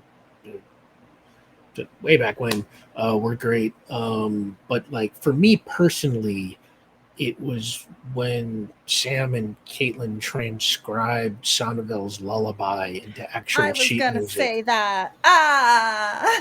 Yeah. We did that the night that you sang it for us, and Oh, then yeah. we were sitting on it for like We the whole- separately always knew that was going to be a thing because, like, I was starting to work it up in the engraving, and Caitlin already had like the chords. Yeah, I like just said and then Sam made Yeah, it pretty and then we and like just put it actually together. like transposed it to like an actual singable range for themselves. I mean, yeah, that was like a dagger to my heart in the best possible way. What about y'all? You picked my answers. Sorry. I mean, I don't know. I really, really took solace at doing our stars and wishes after every single game. It was just a really nice way for us to relive our best moments and then share, like, okay, well, here's what I would have changed, or here's what I would like to happen in the future. And then those wishes, we just kind of all piled on Rick, and he took every single one of them. You know, like the little sticky glow-in-the-dark stars you stick on the ceiling. He slapped everyone on the ceiling and he made them all come true. I mean, they make it sound like I'm doing them a favor, but they're doing me the favor. It's sort of like, it's like you got to plan the future of the game, and it's just like, what do you want to happen? And they just tell you, and you're just like, okay, great. This is what's happening. Rick, you didn't take enough points in reflection. It isn't bouncing off of you. You are going to take. You are going to accept that we really loved the work that you did, and you did a really good job. And it's not entirely about us. Yes. Right, I'm gonna have to talk to Cadrax and find out how they do that thing. I can blast off a couple real fast. Yeah, do it. You did. Kate doing playlists and sending this over and just like very personal playlists of like, hey, this song reminded me of your character, this song reminded me of Sam's character, and those were just like great text messages to get every so often. Rick checks in with people like out of game. It's just like, hey, I saw like a tweet of yours, like, is everything okay, or do we need to grab our pitchforks and go bother somebody? The energy that B brings before the show and after the show, it's like, I think that like it's the talent of your performance, B. Like they just are. I hesitate to say. Is it because I'm always late? No. I mean, Stars and Wishes came from you. I mean, Stars and Wishes was that your was you. That suggestion, was you. and I think it was instrumental into making the Power Play cast the group it was with the vibe it was, that like rehearsing the behavior of loving and appreciating our castmates made us into this love puddle that now the chat has to deal with as we pile praise on each other. Thank you for making it their problem. It's also like you have like a squeaky, like the like Ulez is such a like celebrates naivete and like the best elements of naivete. And when we would close out and the cameras would like, we'd be done streaming, but we're still chatting. You had the energy of just like, all right, great. So let's talk some trash about some other stuff that's unrelated. Like, and it was that. So we ready to vent. Let's get some yeah. catharsis out of it. Like, Let's go. So, like, Vion is just me in a couple years. Like, if I could afford a place in Brooklyn, you were always like, all right, anyway, that's done. Here we go. And I'm just like, wow, the curtain closing really is the whole thing. So like that, just the general energy you would bring before the show and after, which was just so like, we're players, we're actors, let's go create. It's the best energy. And then for Sam, it's when you would see Vion's steps, but 3 steps before Vion saw them, and you would just like text me like privately of just like, oh, so this is gonna happen. And like in the last season, I remember you being like, oh, so someone's okay, we got Destiny's prophecy. Cool. I know who it is. I figured it out. And there's something very validating. If you get outsmarted by Sam, it's the greatest compliment you can get. Of Sam being like, I saw your moves, and you're like, oh. It means you did the stuff. You did it right there. You did that out in front of all of us. Okay, when did y'all know? Answer me that. When did you know? When you told me. I no, this one's directed at Vion and excuse me, Frack. Really, you in a couple of years, I guess. Omar and Rick, when did you know that you were going to perpetrate this upon us? Answer for yourselves, both of you. Because Rick, you made some intimations about, oh, I know what I'm going to do with Vion, like seasons ahead. What did they know, and when did they know it? Rick? Wow. You know, I feel like we didn't. You know, it was like somewhere around. Was it like season 2 or 3 or something like that, or you know, God, it's so weird because like so many of those conversations kind of blend, and you know, it's like when it became, you know what it actually might have been the seed of it, and I'll tell you right now, at least for me, you know, the idea that like we're talking about like that Vion's not Vion, right? You know, I think for me it was Darren DePaul. When Darren framed Kipper Sweeteltrot as a ghost, you know, and talks about like, you know, the chains that he wore in life and blah, you know, and stuff like that. He was kind of just goofing around, but I was just sort of like, what if this ghost is like the same ghost as our ghost somehow, you know, and like they are all versions of the same thing. And then it was like, I can't remember how me and Omar kind of hit on that notion, you know, but like I went back to Omar once a season at least to be like, are you sure you still want to do this? It's not too late. Vion could just be Vion. We do not have to, you know, and Omar just like, you know, just was very steadfast and is like, no, this is the right thing. We got to do this. Like, Well, it was because it was your great idea. Like, you were the one that suggested, like, what if a ghost wasn't a ghost of a person?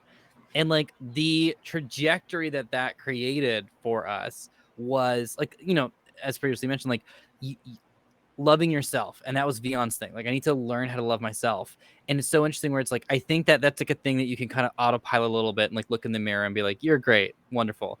And I think it was whoever this person is, spoilers, by the way, for the show, whoever this is, like finding out at one point, and it was really like, you know, towards the end, which is great because too many emotions to have to play on camera, honestly. But then it's a step forward of that, of like, you're no longer just like, I'm great and I've accepted that. That's great. And I'm going to celebrate these elements of me. But someone being like, he was good. And I think that's a really interesting bend, and it was such a gift, and I didn't want to ever give that up, because it is like not just defending like yourself as like, oh, I'm very self-deprecating, but another entity being like, I lived this life, and now I'm stepping back and kind of objectively being like, I think he was a good person, and if he wasn't in life and the stuff that I did, he had the potential to be a good person. And I thought that was such an interesting story. The big decision we had to make was with Destiny's Prophecy, if it was going to be specifically Vion or if it was going to be at large. And I remember the thing, and I remember talking to Dale a little bit that's later, was like the big turn of it and the big painful decision was it not being Vion knowing it was going to be him directly, because I think that he could accept that and just default to martyrdom. The big thing was, for the first time ever, he had hope and he would fight for it. And the idea that, like, I hope it's not my friends, but it could be any of them, and him trying to figure out ways to stop that. It hurts, but I was like, that's the transition. Like, he any day of the week would be like, all right, fine. All right, I'll go, whatever. But the interesting story is, like, finally for the first time in his existence, Beyond Vigor being like, I'll kick anyone's butt. Who is it? Like, let's go. It's not going to be these three. Like, I will lay down my life. Like, I will live to make sure that this doesn't happen. So, yeah, I remember we talked a lot about Doctor Who, you know, and like sort of the idea of like, you know, the regenerations, you know, and like at first, you know, we were originally like Destiny was going to predict that Vion is going to die. and that would give him sort of a chance to do like this kind of David Tennant thing where he goes through kind of knowing the end is coming. Spoilers for Doctor Who. Maybe trying to avoid it. Yeah, spoilers for Doctor Who. But don't watch this if you have not seen Power Play, and don't watch this if you have not seen Doctor Who. Oh God. But yeah, and then eventually, like, we got to a point where it was like some other stuff in the show had happened.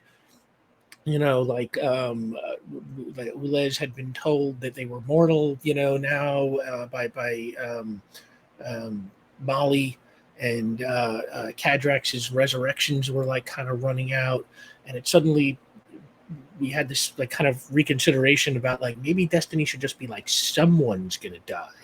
And it's like Dale will swear. I mean, I don't know if Dale's still around, but like I sent the whole big thing to Dale about like, all right, you're going to tell Vion he's going to die. It's like, you're going to show up and here's what's going to happen and blah, blah, blah. And then like a couple of weeks later, I was like, okay, scratch everything I told you. I was like, we're doing this. We're doing something else. So yeah, it was like, he knew it was coming and, and just made the absolute most of it. Like, man, home run role playing there, dude. So I think right there is perfect. Sorry, I'm so sorry. I do want to say my favorite. Yeah. It's my favorite out of like above game things. We already said Stars and Wishes coming from B is fucking amazing. Also, B, your makeup all the time. Literally, Yes. you doing that for every fucking episode for the entire show. You are a rock star, superstar. I'm obsessed with you. Thank you so much. To any conversation I had with Omar out of game, like anytime we were talking about this game out of game was just amazing. I think we mentioned this after the finale that like none of us knew that like Omar knew that Vion was gonna be the one to die. He called me at like it was like 11 or midnight or something, and I was with some friends. I had like 3 margaritas, and I was like really emotional, like, Omar, I would feel so bad if someone didn't know that their character was gonna die. And Omar's sitting there like, I promised I wouldn't tell anyone. And so he's like, Caitlin, it's gonna be okay. That's my favorite game.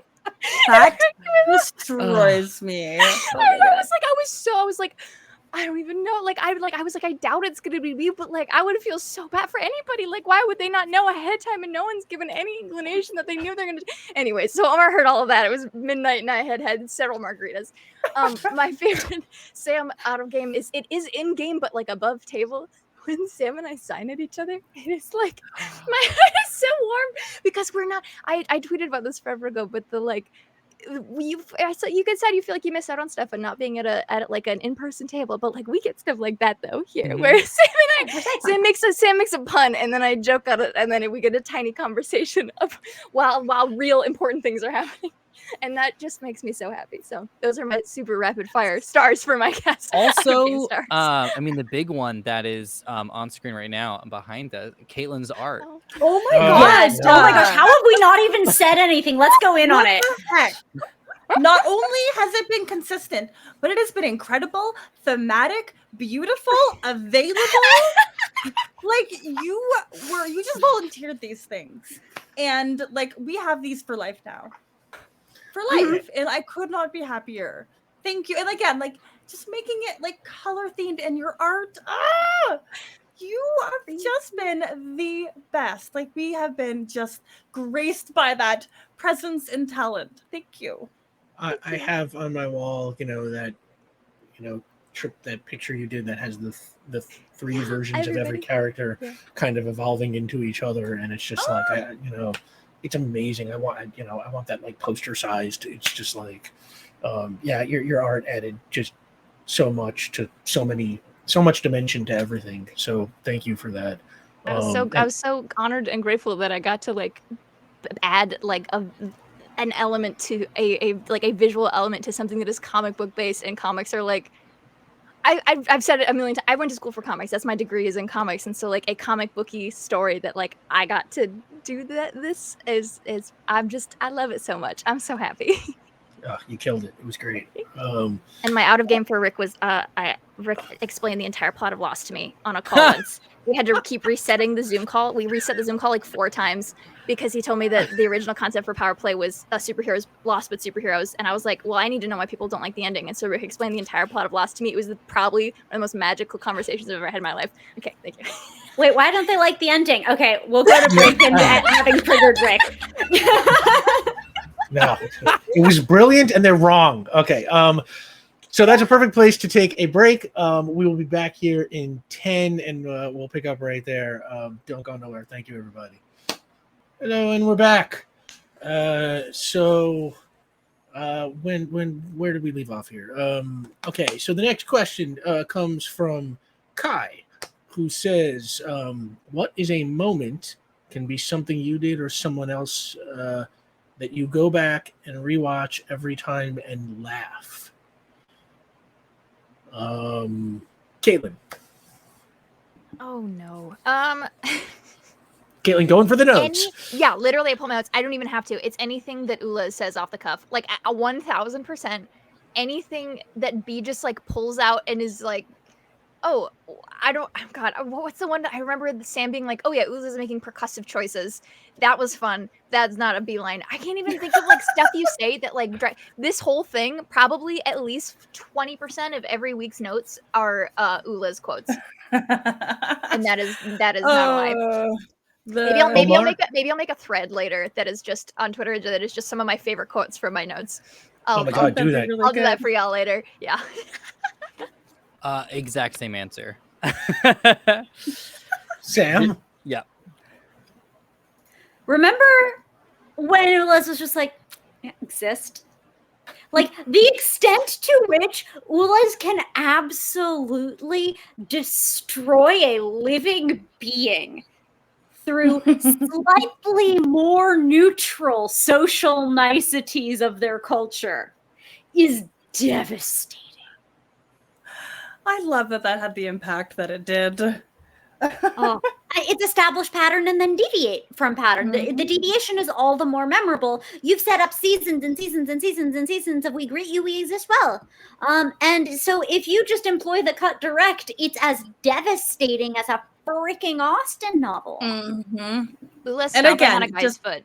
So yes, that like changed my life. I think actually, like that realtered everything about the trajectory of where I'm going in life. Yeah. That slight deviation, really, really impacted. Heck, I had an answer, and then I just started to think about all the little Ulas moments. Pumpkin. I know this isn't necessarily something that I rewatch, but it's something that I replay in my head a lot of the time. Is whenever I'm rolling a dice and I get a number 13 or 12, because I can't remember. Internally, I say happy birthday, Taylor Swift. Doesn't mean anything to me or anybody else. I mean, it means something to me, but to nobody else. That and pumpkin dice. If I get a 6, I just want to shout, yeah, pumpkin kisses. So it's just those little things that have that will live in my brain rent free forever. Yeah, for me, it's like, Cadrax has a lot of great literalisms that I loved. But if I had to pick a favorite thing, probably it is when the two aliens are like, being human and thinking they're getting away with it. We're trying to figure something out that just when the humans have said something like far too hyperbolic for us to understand, and we try to examine it. And surely they could not mean. Truly, why? That does not make any sense. We do not know humans to be sensible as a species. I refer you as evidence to their entire history. Oh, that is very, very true. But I also love that, like, sometimes the aliens would get each other in a way the humans wouldn't. Willow, dude, and that's like also just like always being on point and focusing and catching things, but just like that Ula would be like, okay, yeah, no, go ahead, I got what you were laying down because we talked about what these rules were earlier today, and we are rules-driven beings. Though they're not sensible. For evidence of that, I refer you to the entirety of human history. But like, Les gets it, and I love those moments. I treasure when I treasure aliens getting aliens, not just aliens not getting humans, right? Exactly. Again, we had the established, and then when there were those moments of deviation, they were that much more impactful, and those are the ones that resonated with me as well. You know, like internally I'm screaming, externally I'm trying to play it cool. I will forever think about we're gonna use the bathroom because people go to the bathroom together, and we're gonna do that. Okay, bye. Like I love it, and I loved getting to play Benny, who was like, "Yeah, I'll just take anything you guys say at face value. That's fine." Like, I That feel like was the best we too. got to foster that in a way that was so much fun. We're like, "Oh yeah, that was a very strange thing. They probably have a plan." Like, just oh my god, viewing all of your scenes from like a player perspective, and also as like the character, every angle of it is fucking phenomenal. I love them so much. I love them. Alien solidarity. They're perfect. Seriously. Okay, so the next question comes from. Oh, wow, I probably should have looked up and thought about how to pronounce some of these names before I did this. Frigjar Hadur. I'm doing that phonetically, so apologize if that's not correct. It's Icelandic. I've been trying to get them to teach me how to say it, and they haven't yet. They haven't yet. Okay, so I feel less bad then. Says, well, okay, this is actually a similar question. What phrases and/or mannerisms of both cast and players are the most heartwarming, wrenching, amusing, endearing, memorable, etc. to you? We definitely just covered some of that in there. You know, I mean, Omar's pumpkins, and it's, I mean, so much of that stuff. I mean, for me, Exist Well, of course, has to kind of top that list there. I mean, I loved that so much. If we finished the series on Exist Well, like, I don't know, anything else to add in that way? I early on, before we really knew each other very well, when it was just we were getting little bits of information about each other's characters. Caitlin's character was referred to as Coffee Squire by Sam, and I sent Caitlin just like coffee dice where I was like, "Oh, these are good D6," and then Caitlin got them, and like actually went out and like bought them, which is very touching to me. And then when we met up, Caitlin gave me the other D6, so we both have the D6. Oh, I love that. I love that one so much in retrospect because I knew I was the Knights of the Blue. And so hearing about an intern, that sounded like a squire to me. And so I was like, I'm squire, you're squire, squire solidarity. Yeah. I will do whatever I can to help you in this interview because we are both squires together. And in the moment, it makes so little sense. Like everything about how Patrax is in that scene is just really alien. And then we get to know everything, and I love the Coffee Squire so loved much. It. Ugh. She's so good and important, and I hope she knows. Y'all made her know. Y'all made her sure she knew. Yeah, speaking of y'all, it's like Omar's accent, the accent. Oh my god. The first time you said without the accent, I was like, I gotta my go. Whole world. I have to go. I didn't pick up on that there was an accent. That's I still can't really tell most of the time. There's my confession for the Q&A. I love that though. Just thought Omar had gone the cowboy. Well, I just like it's a more relaxed, like it isn't that much. Like people will switch their tones. I've switched my tone like 6 times over the course of this interview. Like people do say things a different way, and Vion purposefully like tries to get people very relaxed, and like it is this social thing among many Americans. Like you will just drift toward a slightly more southern phonemes as part of that for whatever reason. No, whoosh, absolutely whoosh. That is my favorite because Omar, I thought you talked like that was also your voice. I had no reason to believe otherwise, even though at the end we did our star, like we would do our stars and wishes, but my brain had fully determined that was how you spoke. You had to tell us out loud that like, and now accent. I drop. And that was when my world tilted. So good. We all cut Rick off so hard. I'm so sorry, Rick. Oh what were my you- god, I'm so sorry. Every single one of us That took a was- turn cutting off Rick. No. I could not have said anything better than all that. Also, we greet you. Greet you. Yes. Yeah. All the Ulazisms were so important Yeah. to me as a person, but also like to the story. Oh, Yeah, I love that. The most fun I have, one of the most fun moments of the game certainly had to be when we went to Ulez's planet and we got to just meet a whole bunch of Ulezes who all like say we greet you and like like together at the And same you time. had to keep up plural pronouns for the whole time. God. It's hard. Shifting back and forth sometimes. The first time Ulaz was using singular pronouns on purpose, that was another I need to go take a lap around the block moment. Yeah. That one. Oh That one my God. That was something that I had intentionally built in, I kept talking about how I planned nothing for this character. That was something that I had planned in a way because finding yourself, getting to know yourself. Yeah. yes, That was a theme. I think that was all across the board. And there's this lovely comment in chat about how, like, if someone said we greet you back, friend. They don't, villain. But also, I love that it was such a bellwether because Ulez is friendly but socially non-conforming. And so this story shows the goodness of its people through how it treats well-meaning people who aren't like you.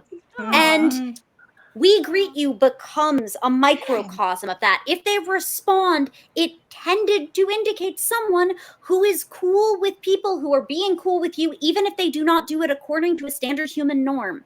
And accepting that energy and bouncing it back. And that's just such a cool way. Like, it's such a cool reason to be coded as a cool character. Like, I really appreciate that, especially given all the coded neurodivergency that's going on in this show. We've talked at like extensively throughout the show about like how like I don't know how much of it was on purpose. I don't even know how much of it was set from the beginning, but like how this all became like queer coding. Like it's a coming out story. It's also talking about disability, and it's also talking about neurodivergence, and it's talking about like it's so the like found family, and the way that all of these became such like strongly tethered themes, because all of us, anytime someone would kind of lay it down, everyone was like, yes, I'm here, tug of war, let's fucking go. This thing is coming with us.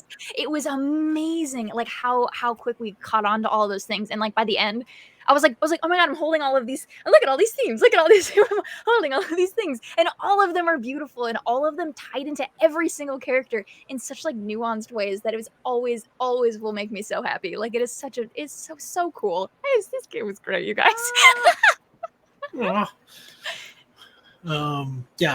Second to all of that. So Little Monkey asks me, was there anything you had fully planned out but never got to use because the players did something unexpected? Well, the truth is that there's actually a ton of stuff like that. Like this game, I knew I would be doing a lot of planning, but like, you don't really want something to be, 100% on rails. It's like you want to give the players a lot of flexibility. At the same time, it's like you want the player, you want the world to sort of feel like it means something and just not eternally be kind of bending and shifting randomly to accommodate people's decisions. So it's like I sort of set out to do this game with sort of like a middle ground where it's like, half the time the game bends around what you want to do. Half the time you make a decision, and that decision will have consequences, but those consequences will echo into a future game rather than what's happening here. So you'll do something, and it'll, I might finish up what I had planned so that, this episode feels complete. But then next week, something's going to happen because of what you did, which is now, entirely, based on your decision. But sometimes that stuff is unavoidable. For example, in the I think the all-time champ of this kind of thing is Omar. There was a game in I think it was the episode Endeavor that I referred to before. The team had been sent to pick up Declan Eklund and bring him into end custody. and I had, planned this as like an escort mission, where it's like they're gonna pick him up, and then like I had spent so much time planning like car chases and helicopters, and like what happens if they go to the tunnel, what happens if they go to the bridge, then there'll be a roadblock here, and what happens if they drive off the bridge? I got and, car stats that day, like that week. You sent me stat sheets He on the van. emphasized in the game like some of the mechanics about it early on. Yep, I was all prepared for this, and then Omar's just like, all right, why don't y'all just get on the ferry and take Eklund home, and I'll just drive around in the car and lead the bad guys on a chase. And I was just like, and it was like the one thing that I had kind of not thought of or prepared for in any way, shape, or form. So everything that happened in that game from there on in was just kind of like pure, 100% improv. And what it turned out to be was like Vion got caught, by the cops, and that's where he first met Noah Rose, who wound up kind of evolving into like a bad guy in his own right. And it's like none of that stuff would have happened, had Omar not made that decision.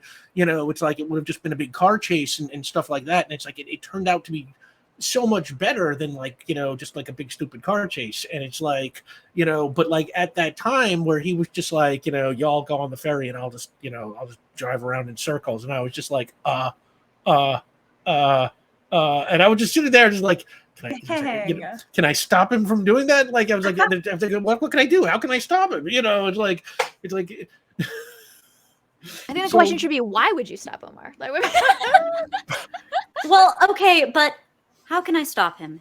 A biography of Omar Najam is already too perfect. There you go. Ain't no stopping him now. Yeah. So that is definitely that. A zillion moments like it, but that was always the one that rang out in my head was that episode. Victoria Gale wants to know, what was your favorite episode and why? Wow, that's a freaking tough question. Who wants to go first? The second day off, the fair, the museum. Easy, the easy answer. That is, yeah. Mm-hmm. See, the first one for me was just like, it was very good. They're so close. They're so close in my mind. Yeah. Well, hold on, Kate. I need to separate something in my brain. Is the first day off? Is that when we visit the museum? No, and the first day off was the actual road trip. That's the road trip. Yeah. Mm-hmm. Okay. Well, then museum's my favorite episode. The first day you visit the museum. That was in episode. That was when we went to the Arboretum. It's like Welcome to Saul 3 or something like that. Like the season 2 premiere, I think. Yeah, I believe so. Yeah. Oh my god. Yes, 11. Yeah, what's amazing is the second day off episode we almost did not do. It was not a scheduled episode, and then like as we were getting to the end, I was sort of just like, I wanted more time to them to play their characters without having to worry about bad guys or mysteries or stuff, and just like and it wound up kind of adding all this heart and significance to the end. I could not imagine, the last 2 episodes of this show had we not done that. The big lesson there, which is like, at least for me as a GM, is that like you do not always need something to happen. It's like there doesn't always have to be a bad guy. There doesn't always have to be a mystery or an obstacle. Mm-hmm. It's like at least every once in a while you need that episode where it's just like, you're in Port Ruby, do whatever you want. And it was so good. We've talked about that one like at length, at how like that really like it gave us the like to like finish everything in like there was no plot. We finished all the plot, but like there was all this emotional catharsis and like setting up all of these things that all came perfectly to fruition in like the finale. That was just so amazing. Mm-hmm. And like already it would have been a beautiful episode, but like the way that it just like gave us all these, okay, and we're gonna set up the rest of these dominoes and the finale, let's go, let's knock it out. Like it was so I perfect. love the finales. I can't pick a favorite finale. I was sitting here trying to figure out Glass Tower or season 5 finale, because like I really love the like let's just like let's just disrespect our surroundings and disrespect the antagonist and just like do better at an enemy, and that I think was best typified by Glass Tower. But like the union of payoffs of the season 5 finale, I loved our finales because like to me the finales are really really Rick magic. That it's where we get to see all of the payoffs that he's engineered. It's where we get to see how he does it. Because the whole season we're working up, we're like, okay, but how's he going to do this? How is this going to happen? Oh. Oh. That's what, like, they're always unexpected for me. Even if he's foreshadowed things that I think I see coming, there's always something great and unexpected and beautiful and well done. And like that aspect, that part is the GM.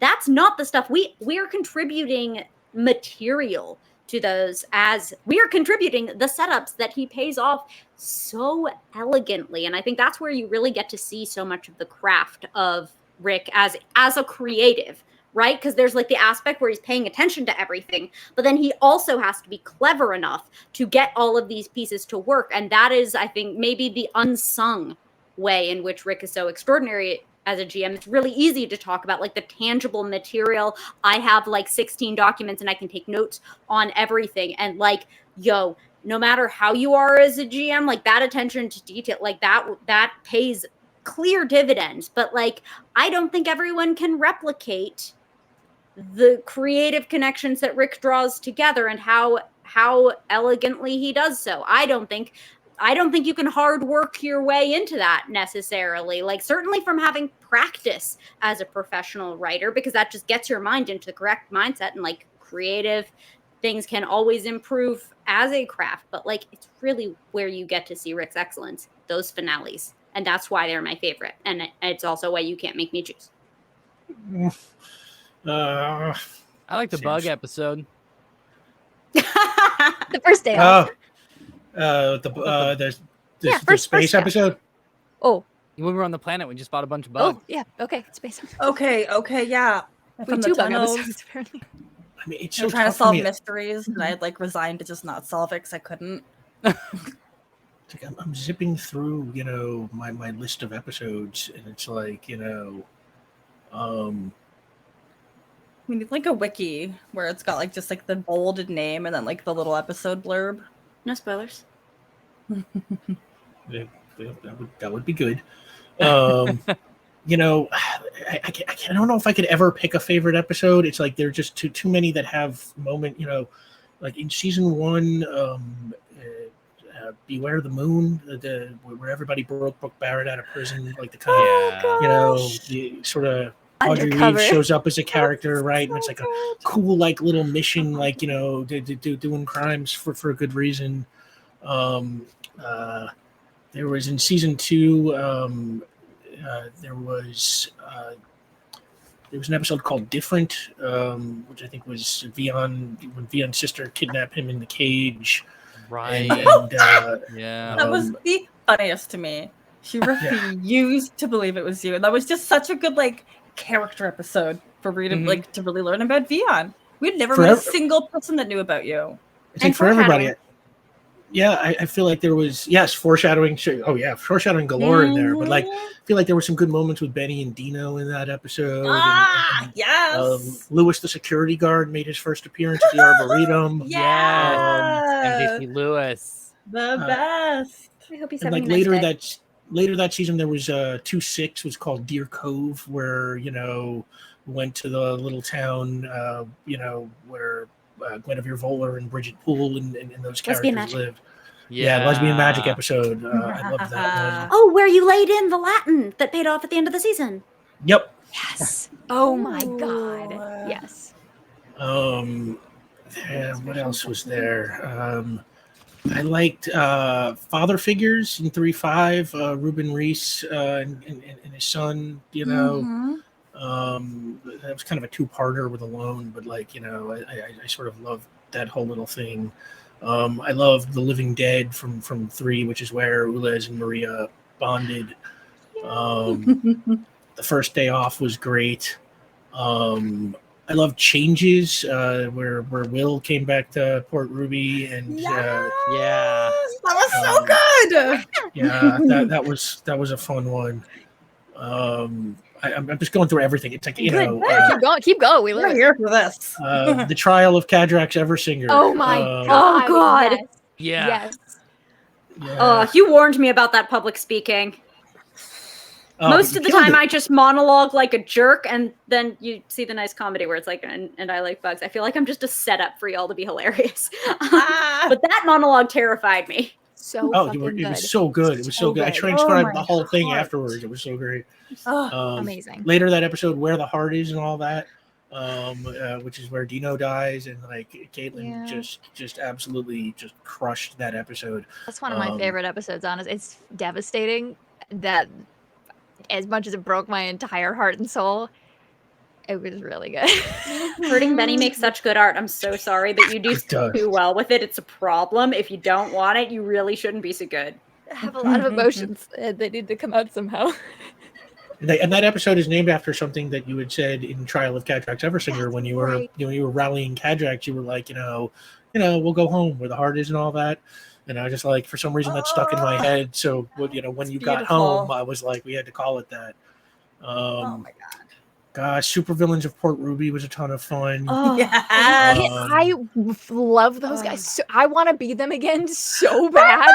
Oh That's a my character I god. don't lean into very Good for often, and just like it was just so good for all of us. Ugh. But also above table things that we really enjoyed. The little short fix that Omar did absolutely wrecked me. Like I went back and I like did a voiceover of the radio transcript that he had written for Kat. Like just I loved That's really like cool. you went so hard, Omar, and that you have that capacity in you after everything amazing you're already doing. Is OP, but we will overlook this over attribution of skill points. Simply gleaning the incredible creative work that everyone else is doing. That was the easiest thing in the world because it was just these incredibly crafted characters for a one shot. Bunch of weirdos that I am obsessed with. Seriously. I love that. And they came back though.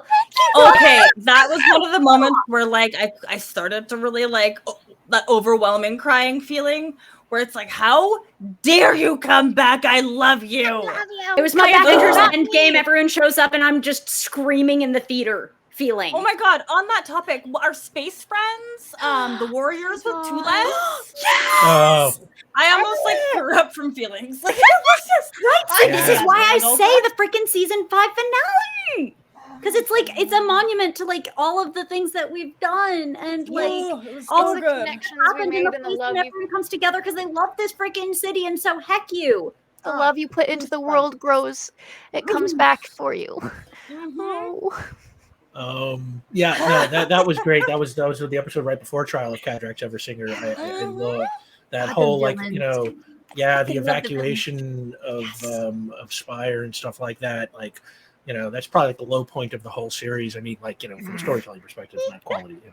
So In good. season 5, just Vion and Sheriff Virgil Wheeler's adventure together, I super loved. I loved Twist of Fate, Cadrak's getting to meet Crescendra. I loved Ignition, Benny's power time loop thing.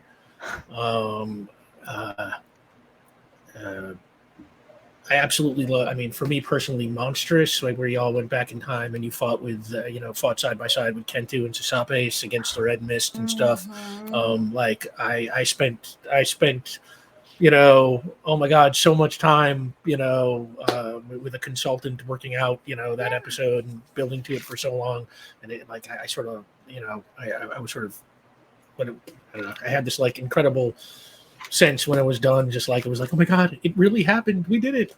The season 5 finale, a lot of good ones in season 5. Oh yeah, I love Destiny's Return in season 6, Mystery so Man. good, so good.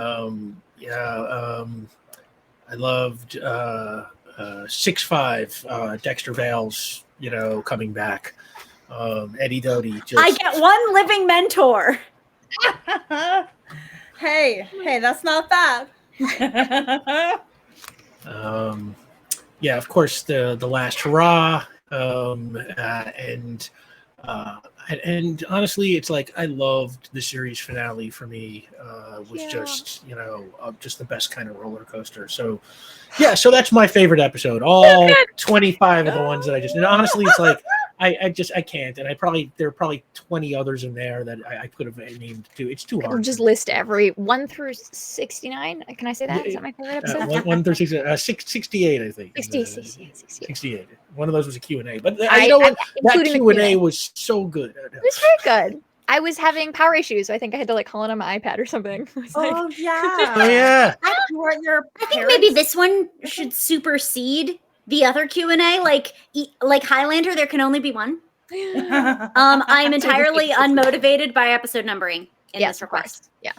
request. Yeah. Cause I just remembered that I cried for 3 of the 4 hours of the finale. Like that I was fully in tears for 3 of like the 4.5 hours. No. There's a I was lot of so me fanning dehydrated. myself. Oh my! I had to my drink head so hurt much water the next day. Mm-hmm. Yeah, everybody hydrate or die straight. Come on, let's go. So Frigjar Hador again asks, for the players, was there anything you wanted to do or explore but never got to because Rick did all the unexpecteds? No. I got to do everything I wanted to do. Every single thing. Yeah. Anybody? Yeah, I think everything was done. Like B? I don't know how this could have been done, but like maybe revisiting the Ula's solo episode with the crystals, and those people. That was a very integral like adventure for Ulas to be able to give themselves permission to like be more than just a keeper. And I guess I don't know if I'm like yelling at you because of that, but maybe like I wish I could have found more ways to have injected that into other places. I mean, honestly, I will tell you is that like I did spend some time trying to think if there was some way to fit that into like when we went to space, and I thought about talking to Marquia and seeing if she could come back, but I just given how short our seasons were and how much else had to happen, I just couldn't really find a place to bring in another alien planet and race. It was like we sort of had enough to do just with Spire and Beta Pixidus. But yeah, that was such a great episode. Honestly, it's like both Marquia and Max absolutely just rocked that episode. Both just, I remember, and I'd never met this Max person, and I remember being very concerned. And then he was just like this delightful weirdo that fit the episode and the tone perfectly. Like, well, so hectic if you good. If you're interested, I think Saving Throw sells a T-shirt that says "Max Isaacson ruined my life." Oh, good. I just realized we had like every regular from Tempting Fate on this show at some point or another. Yep. Wow. Oh my goodness. Well, You're really impressive, Rick, in ways I'm still unpacking. Obviously. No, we had great people on Tempting Fate. We were lucky to have them there and lucky to bring them back here. Yeah, and Sam. No, you're the best. No, I really so like Clearly, you're the regular here, so you won. Tempting Fate, I think, is what that means. Lead me not into temptation. Or do. I'm not the boss of you. Actually, I do remember Omar once asked if he could find Koji the street artist.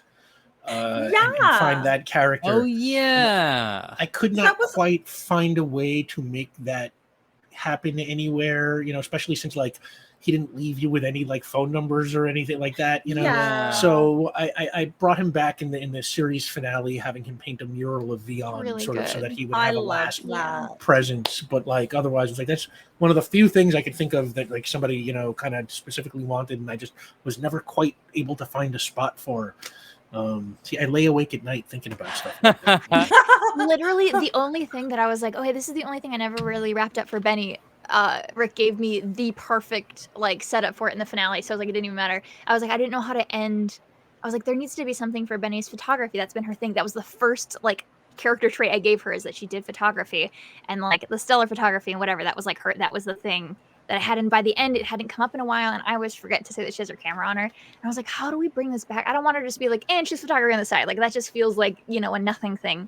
And because like, maybe there's something you can do like with like I think you said like a photo album, or you said something about her photos, and we came up with like what the scene was going to be beforehand, and I was like, oh, this is the perfect ending for her. Like I have tried to tell that part of the ending to so many people, but I can't talk enough about it because I start choking up and crying, and it makes no sense because The I'm fact just that we're talking about a this scene photo right now album. is rude and illegal.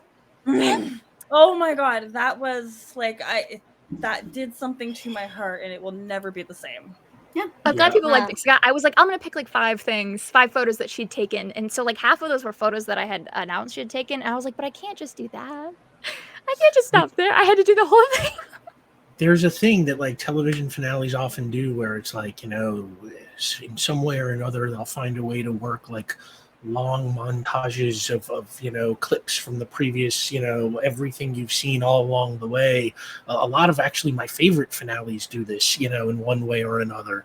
And like, you brought that to this finale. It was like watching one of those montages. It was like, oh my god, look at how far we've come. It was such an amazing moment.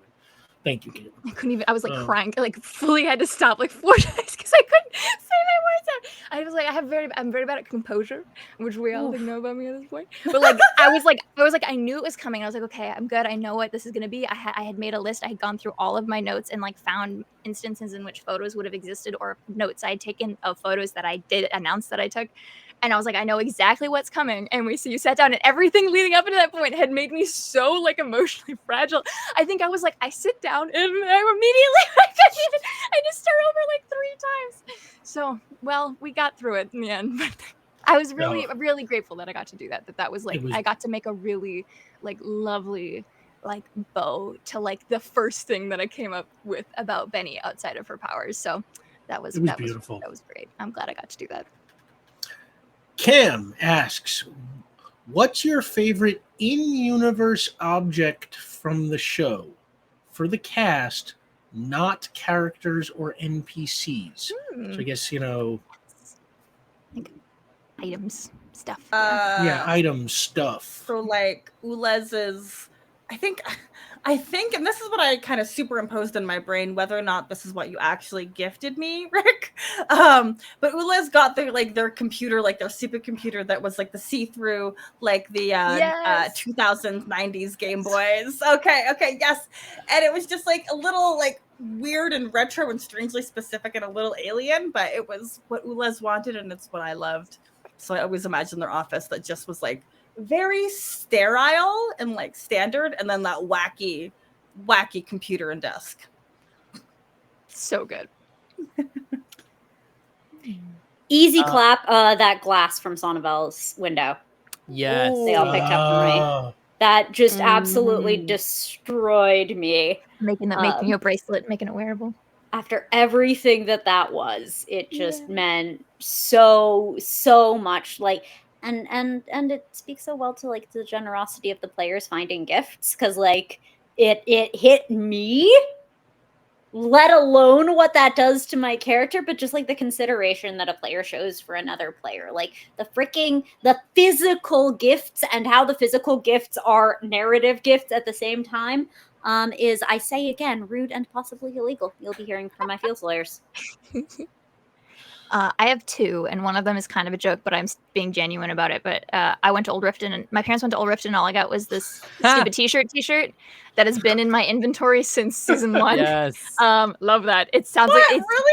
Yeah, it's been in my inventory since season 1. I've had it on me the entire time. I'm not wearing it, but I have had it on me. That's a jokey answer, but it is genuine. And then 2, the camera that both cameras, the camera that Vion gave Benny and the camera that Dino's brother let Benny keep. Yeah. I think are my favorite items. Man, honestly, if you would come to me at the beginning of the series and been like, Dino Mink is going to wind up being the emotional flashpoint of this show, I would have just been like, what? He was such a turd in the beginning. I mean, that's I know. And that's what we fell in love with him for. I told Rick of like after everything had come to pass, after Dino like passing all of that stuff and the visiting his grave and everything, I was like, oh, I remember having a moment the first time Dino and Benny had a heart-to-heart that was like genuine and grounded. I was like, I remember having the thought, oh, Dino's gonna die. Like before I did. Yeah, I knew before Rick did. I was like, oh, Dino's gonna die. Like I did. not even in like a oh whatever, but I just had like the passing thought and then like forgot it, like floated away and I forgot about it. And then like when Dino did die, I was like I had sudden like vivid memories of like I knew it. It was because he wasn't like core. You know, he isn't like a core person that it would absolutely destroy the entire game and make people upset about it. But like it was emotional. There was emotional touchstone enough where it meant something without being completely toppling in nature. And I just had this like moment of like, oh, we're gonna be friends. Oh, Dino's gonna die. And I told Rick that afterwards. He was like, I didn't even know that. No, like I remember, like when you were in space, and I was like, trying to, coming home, I was like, I feel like something needs to have happened while they were gone. There needs to be like a, oh my god, we should have been here kind of moment. And I spent like a lot of time thinking about that, and then I was like, maybe somebody died, and I kept like going through characters, trying on, who might be dead, and there was all this sort of, it's like, nah, that character, is too important, or that character's not emotional enough, or why would this one will kind of be like, oh, that's sad and life will move on. And then I remembered that Dino and Benny had that heart to heart, and he had really it had to be him. Reached out, and that was just kind of hanging out there. Yeah, I had just reached out to him too to ask for help. I asked if he knew anybody. Like, so it was literally like the perfect like dang. I didn't even mean it that way. I didn't think that was at all what was going to be happening when we came home. But it was just like it had to be that way. I think. Like, I can't imagine that needed to happen, and it's sad to say that, but it was really it was beautiful, actually. Like, just one of those moments that like you find along the way that just feels like it was always supposed to, be like that. Yeah. That's one of the ones with Maria and Ulez becoming Maria one. and Ulez, Dina right? die. Those I feel like are the same like level of like, of course that was going to happen, even though we didn't know it until it was coming. Yeah. Keith Sutton being a descendant of Cassandra. Yes, exactly. Oh, what a gift. Same thing. Yeah, same I've basket. screamed at Rick about it, but I'll scream at Rick about it in front of chat. Like, especially given just the resonance of the casting to this Tran. Like, that this gets to be a thing was such a particular Sam DeLevo wrapped gift, beyond that, like, we got to see a really direct payoff of like the now time from the then time. Other than the guns that killed me, that one hurt. Both times. Any favorite objects? The statue that we buried deep underground. Yeah. Like the statue itself, I'm not a fan of, but just the symbolism of taking a seemingly permanent, fixture of history of a terrible man, and then burying that and just being like, this is now like, now your legacy is trapped, like, and will forever be trapped. I just thought, I love when an episode of a TTRPG ends on like a visual. That makes it cinematic. I hear that term used a lot for TTRPGs, and I'm like, yeah, sure. Yeah, it's not really editing because we're not like cutting like a thing, I guess. But like that to me was like we saw the object. Like you ended on that, and I don't know. I just think about that statue a lot. I think about burying that statue a lot. That was such a great moment, man. I think for me, and it's like there are a lot of great little objects throughout the series. I mean, obviously, Vion's compass, was really important to me. Mm-hmm. But I am going to think for my absolute favorite, I'm going to have to go with Ulez's elbow. Yes, the philosophical elbow. Yes, the philosophical elbow. Oh, that's so good. It became more of like a meme than it was even its own thing, And that's what I enjoyed. It was still beautiful and lovely, and like it still made sense, even though like elbow sounds funny. Like it all made sense. It all made sense and was perfect. Everything about Ulez was like that, where like out of context sounded like it could be a silly thing, but it was every single thing, regardless of that, was so emotionally poignant. I love it all the time. It was it's meaningful to them, and this show starts from the assumption that things matter to people for good reasons. And so while it seems silly on the surface, and it is silly on the surface, and we can be happy about the silly feeling, we can also take the person seriously and how they feel about that philosophical elbow seriously. Actually, the show is founded on the assumption that people will watch anything with Sam and Omar in it, but I mean, success. And uncomfortable. Crushed it. Hidden McCoy wants for Sam.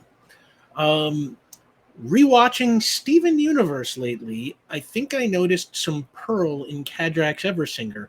Was that an intentional inspiration, or was that by accident, or am I just imagining things? Oh no, my queer card's gonna get taken away because you have to remember, yes, I am a gay, and yes, it's gay culture, of course I know it, so I'm aware of the existence of Steven Universe as a thing I haven't watched, whoops. But I think Cadrax is in a lot of ways very archetypal.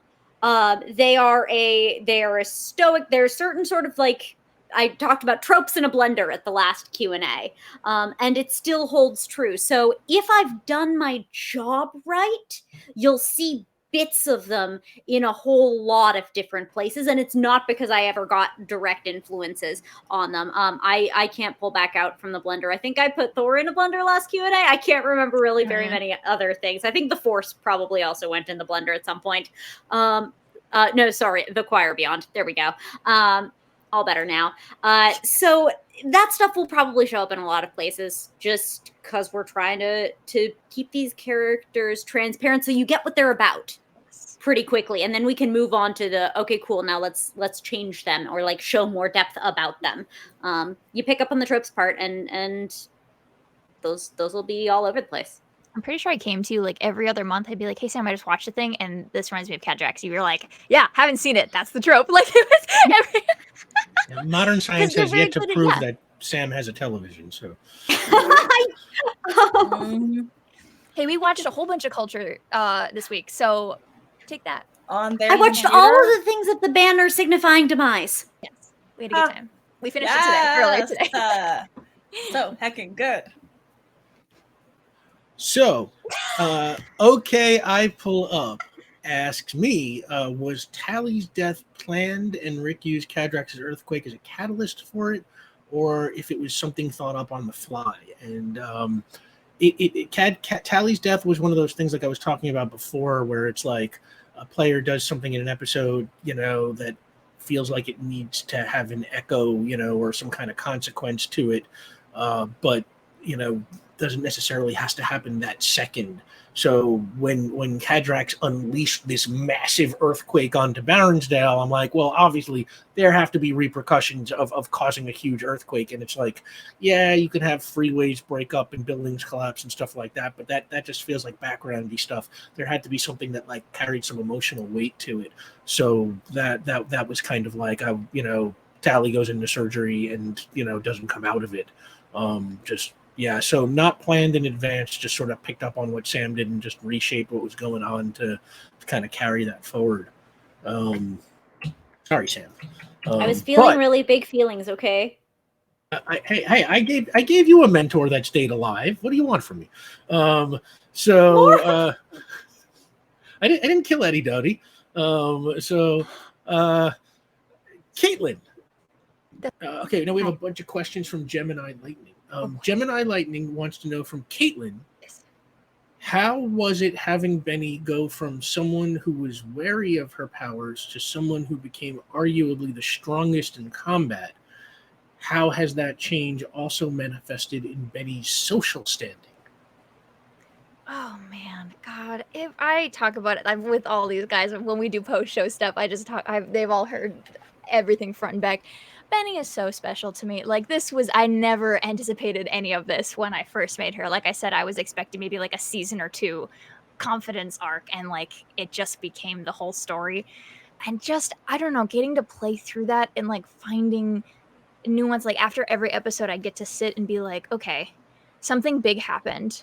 Was this big in a moving forward way, or was this big in a moving backward way? And there were even like small things, like little things that were like, okay, but this still has a big, like, it's gonna have a big ripple for her. And so I remember talking to Rick, I was like, yeah, we're at a point where like she's feeling confident, she's feeling more brave, and like but it's so precarious because she just got there that like if something bad were to happen, if she were to lose control in any like substantial way, it would set her back like a full season, I think. And maybe we would build back up from there. And I remember Rick being like, oh, good to know.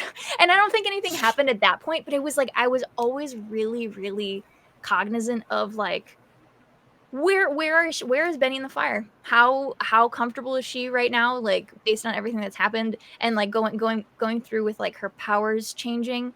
All of that was built on like how good is she getting with being herself, like not even good at, but like comfortable with and okay with and agreeing with.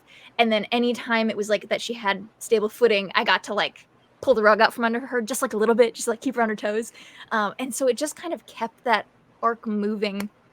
I don't really even know how to describe it. I could talk about this for fucking hours. She is so important to me. She is so special, and her story was really just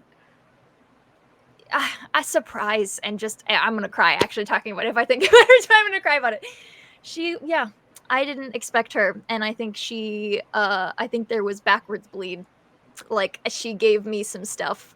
Like there's a level of like confidence that like you fake it till you make it, that like I was helping Benny build, that like I think I was like following along. You know, I'm like stacking the blocks, but I gotta be moving forward too to do that. So it was, she's very special, and I got to go through a lot with her. And what was the second half of the question? What was her social standing? She's still awkward. She's still an awkward motherfucker. She feels less like bad about it, but she's still a little bit like, yeah, okay, sure. Like I don't think she got any better at like speaking, but she's very earnest, and I think that helps her out.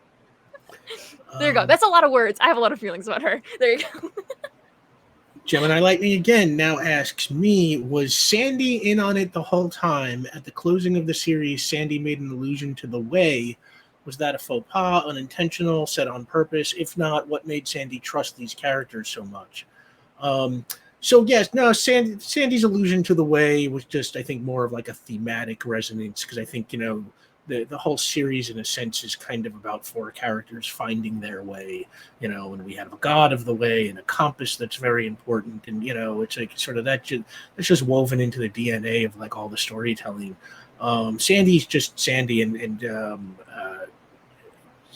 somebody asked, you know, if he's going to be the next spirit of justice or something like that, and it's like, you know, hopefully not, because I think Dr. Pavagi established that you have to be murdered to be the spirit of justice. So I'm keeping my fingers crossed for a big no on that one. Although, you know, I can't decide what happens after the series is over. That's for y'all, you know, decide for yourself.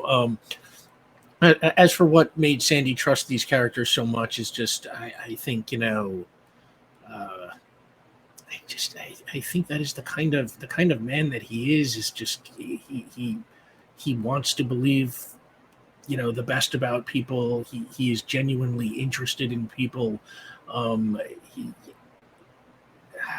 It's weird, you know, it's like I have a secret for like when you want to play these kind of like warm characters, you know, who kind of you know, just sort of radiate kindness and understanding.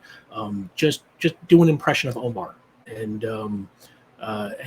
basically you cannot fail. So 100%. That was my only word for Pete. That's what I got. Just if you want to be a better version of yourself, just be Omar. I'm just imitating all of you, so this is becoming a simulacrum real fast. It starts at Omar. Yeah, come on. Yeah, this one's actually on you, bro. You gotta take. If Rick has to take his compliments today, so do you. Now sit there and eat your compliments, sweetie. Yeah, 100%. When Sam was playing Pete in the NPCs game, I literally was just like, just channel Omar and you'll be fine. Literally the direction. We alluded to it in the episode. That was the direction. It was Omar. And I was like, okay, I got this. So yeah, it's like, you know, Omar, you know, there's parts of him in Pete and in Sandy, and you know, and it's just sort of like, I did not know that Sandy was going to wind up quite being what he was in the show. Les's best friend. Yep. Yeah. Oh my God, they're painting together and like doing art together and stuff like that, and decorating the ship. It's like it was so good. Like, you know, they had like a routine hangout. It was probably in the mornings before most people were up. You know, Sandy would do the walk around the building, grab Ulez. Ulez would set up like the crayons and paper or whatever means of art they were going to do today. Maybe it was just taking a leaf and sketching it around, you know? And I think like that, those are the moments that I just really imagine with Sandy. And that is just the best, the hecking best. Oh my God, I loved so many of those those Ulez Sandy moments. So speaking of Ulez, Gemini Lightning wants to know, B, Ulez is a gardener and a grower of plants. How do you think they feel about the way they've tended their garden of friends and acquaintances? How does this impact their gardening of plants and vice versa? And how does the gardening of plants impact the way they take care of people? What a wonderful question. Oh my God. I guess if I could kind of rattle off the very first thing that my brain went to when I heard this is the thing that maybe Ulez really had to come to understand with friends is you can let them stand on their own to bear the hard things, the heavy stuff. And, as long as you trust them and you support them, they will be okay. And I like to imagine maybe Ulez had always been taught to like coddle plant life because they'd been dealing with that from a variety of planets. And then they get this group of friends that are so tough but need each other. And, I feel like both of those things can kind of feed into each other. Oh, you all heard of tree huggers? Now you've heard of plant cuddlers. Yeah! Yeah, great question, great answer. Okay, I pull up asks me, do the spirits of justice all share phasing but develop unique abilities that only they have, like Kipper Sweetletrot's super speed and Vion's post-cognition? That's a great question, and maybe for more than I've actually thought about it. But like, I think in my mind, every spirit of justice has a unique power set. Actually, they might not even all have phasing.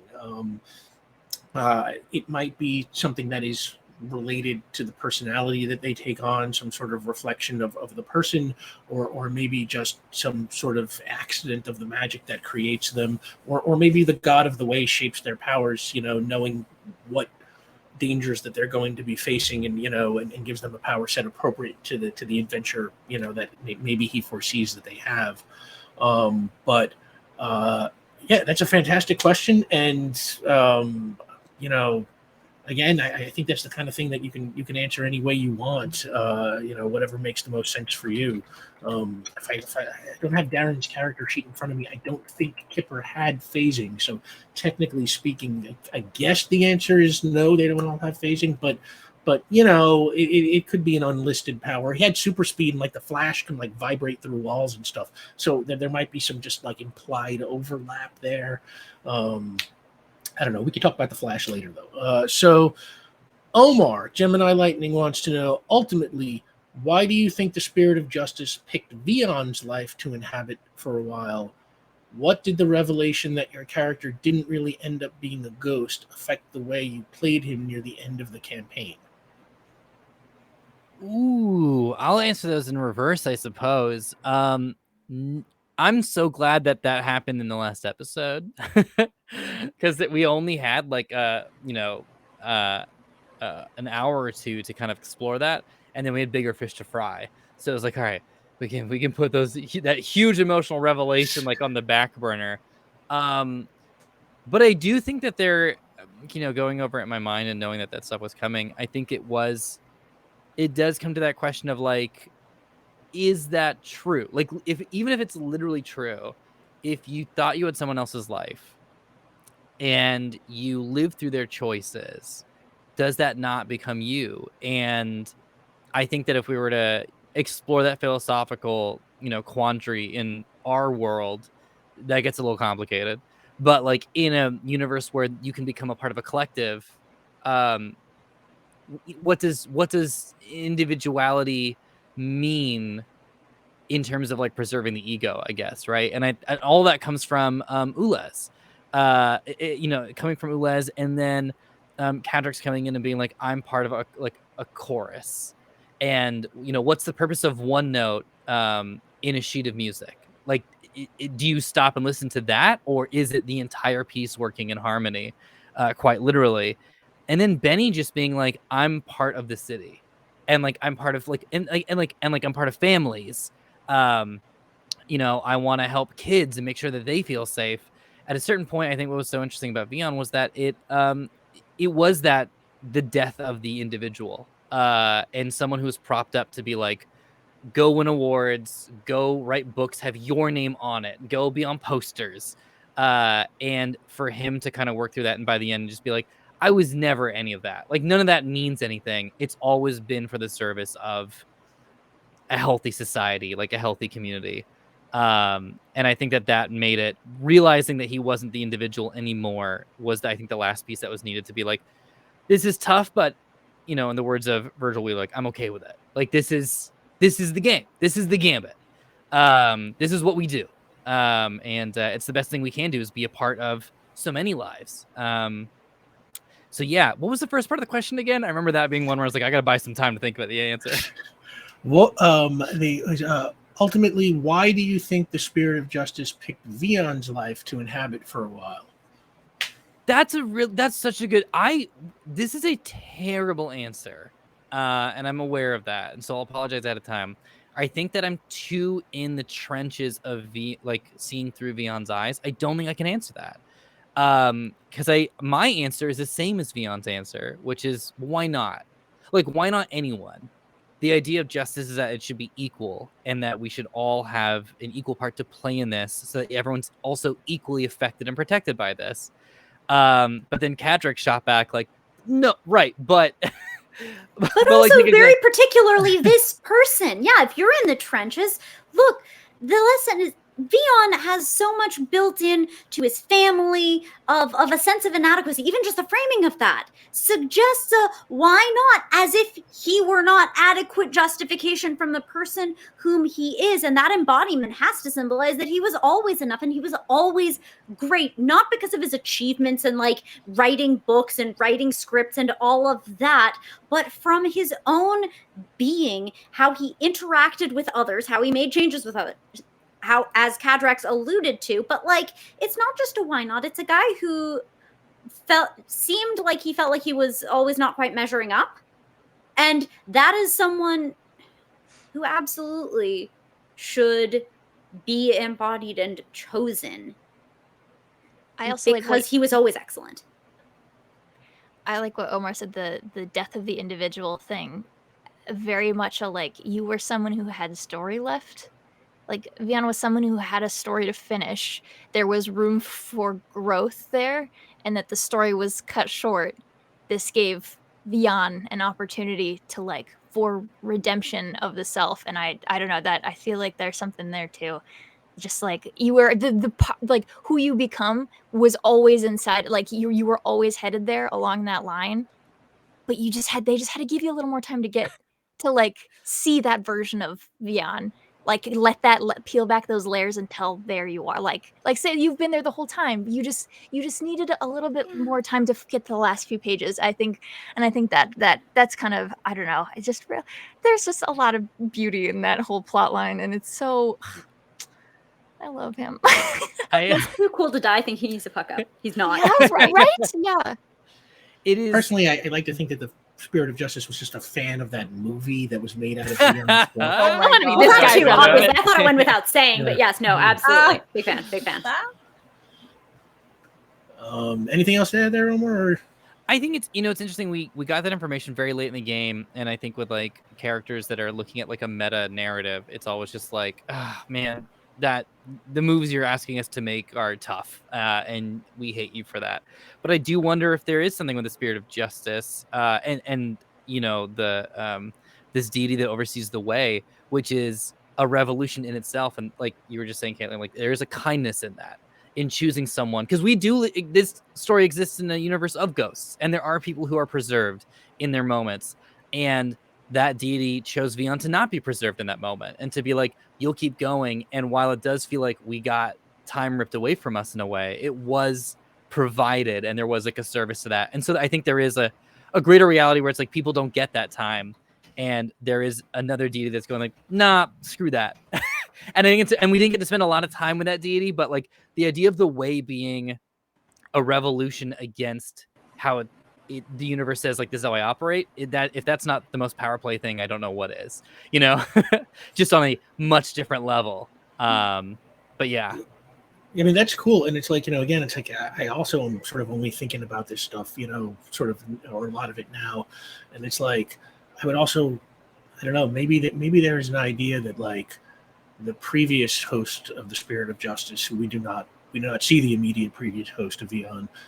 Maybe that host had like an anger problem, and the way shows you the way that you need, and maybe the Spirit of Justice needed to be somebody who needed to fight through anger and find kindness, and Vion was the personality that had that potential, so maybe it was for the way, maybe it was for the spirit, maybe it was for the world. It's like there's so much rich stuff in there, and it's like the kind of thing that you can just kind of assume whatever you want, whatever makes the most sense to you. Gemini Lightning again asked Sam, what was Cadrax's relationship to the Choir Beyond before the campaign? How did that change throughout? And where do you think that relationship ended up by the end of the campaign? That's Awesome. a lovely question. Oh, sorry. So no, I mean, just like Gemini Lightning's been asking some fire questions, and yet also Sonic questions, so that I might answer. Cadrax is rurally coded relative to their own culture. They grew up on like a mining rock kind of thing, and the Crystal City was a place they moved after it was destroyed, and they very much had like bull in a china shop kind of feel. But like part of that was also as part of rural coding, at least in America, that means that they had like a church on Sunday every week sort of relationship to religion prior to any Eversinger stuff. It's why they were they clearly believed in it as a thing in principle, even before they became Eversinger. We see that with like they were kind of hoping that from Sonnevel as early before they even got stabbed. And so that was sort of the perspective I started with. And then from there, it's to have your religion empirically proven in a way by your own existence gives you a certain sort of confidence in like just what is up with it. They brought you back, and then they have to contend with, okay, like they brought me back, and they had that whole like that exploration comes up at and peaks at the trial where they're like, okay, but why me though? It is just really about that having been a question that they grappled with ever since they became Eversinger. But also by extension, given that they were a fuck up of a squire, like it was really important that like, okay, if you're going to be a chosen one, you were a chosen one immediately after you espoused anti-colonialism. So your religion is real, and they want you to fuck up colonizers. And that is the lesson that Cadrax took from it, unerringly, constantly, that like there's no other justification to bring me in particular than what I was doing was important. It wasn't who I was necessarily, but it was because I had this moment and I had this angle, and y'all need to hear this. And so let's just like actually show this. It wasn't really, to Cadrax's mind at least, it wasn't really about them. That like they had to continue being that kind of person, to continue being sort of like this Eversinger. And it's why they had like, they always considered it contingent, a limited gig, not forever. It was to serve a purpose for the Choir Beyond. And I think they were doing that, and I'm really proud of them. Like they grew on that a lot. Like they're again the tip of the spear of colonization, and they learn. And that was really what I wanted to get to with Cadrax the whole time. It was just that then they also got to help spread that message in a way that would get heard. And they're going to spend their time as Eversinger moving on, continuing to fight the colonization that their people perpetrated. And I think that was something I really wanted to bring home, because it's I don't know, for me it's significantly more comfortable to play from the marginalization that I have than to inhabit toxic, painful privilege. And I'm very lucky that I had the cast I had to even go close to that. But I think it's an equally important conversation, because colonialism, white supremacy, those are white people problems. And like coded white people figuring out how to fix themselves. No, we're not going to get an Eversinger. But we need to have those stories too. It's important that those conversations be had. Otherwise, it just shifts the burden of all of it onto POC. And it's a white people problem. That's not where the burden belongs. So that's really what Cadrak's story and whatever being an Eversinger became about to me, and to some extent also to them. Our next question comes from somebody who probably already knows the answer. This is Dale Destiny Ben Dixon Kingsmill. Wants to know, who do you think was Rick's scariest bad guy? I guess your choices here are probably like Curtis Haber, End, Perfecto, the Knights of the Red, the Alpha Combine, the Red Mist. There were there are obviously a whole lot of others, but those are probably your major ones. The police, Institutional. No, I think for like we had a lot of things that like at our level, it's always going to be the scariest thing we'd face at that point. But I think personally, from Benny's perspective, Knights of the Red, because they took away the thing that made her feel like she was worth anything in this situation. And then she was able to prove herself, but at the time, like, she was going into it not knowing if she was going to make it out, kind of a thing. So I think for her, from her perspective, I think those fights were probably the scariest. Omar? I mean, Quiet Daryl for me, I genuinely was the first villain that Vion as the Spirit of Justice went up against. And I remember just being terrified in that episode the entire time. And for me as a player, it is we have all of these power sets that we kind of sharpen and hone after saving someone in a construction, facility and stuff like that. The onus on two characters that have, or the pressure on two characters that have mostly defensive or predictive abilities. Dealing with someone like that, I was like, this is terrifying. And also someone that Vion couldn't charm his way around. So it is, that was genuinely, I was like, the power sets, this is struggles. We got to figure this one out. So yeah, I'd go right to the source there. Sam?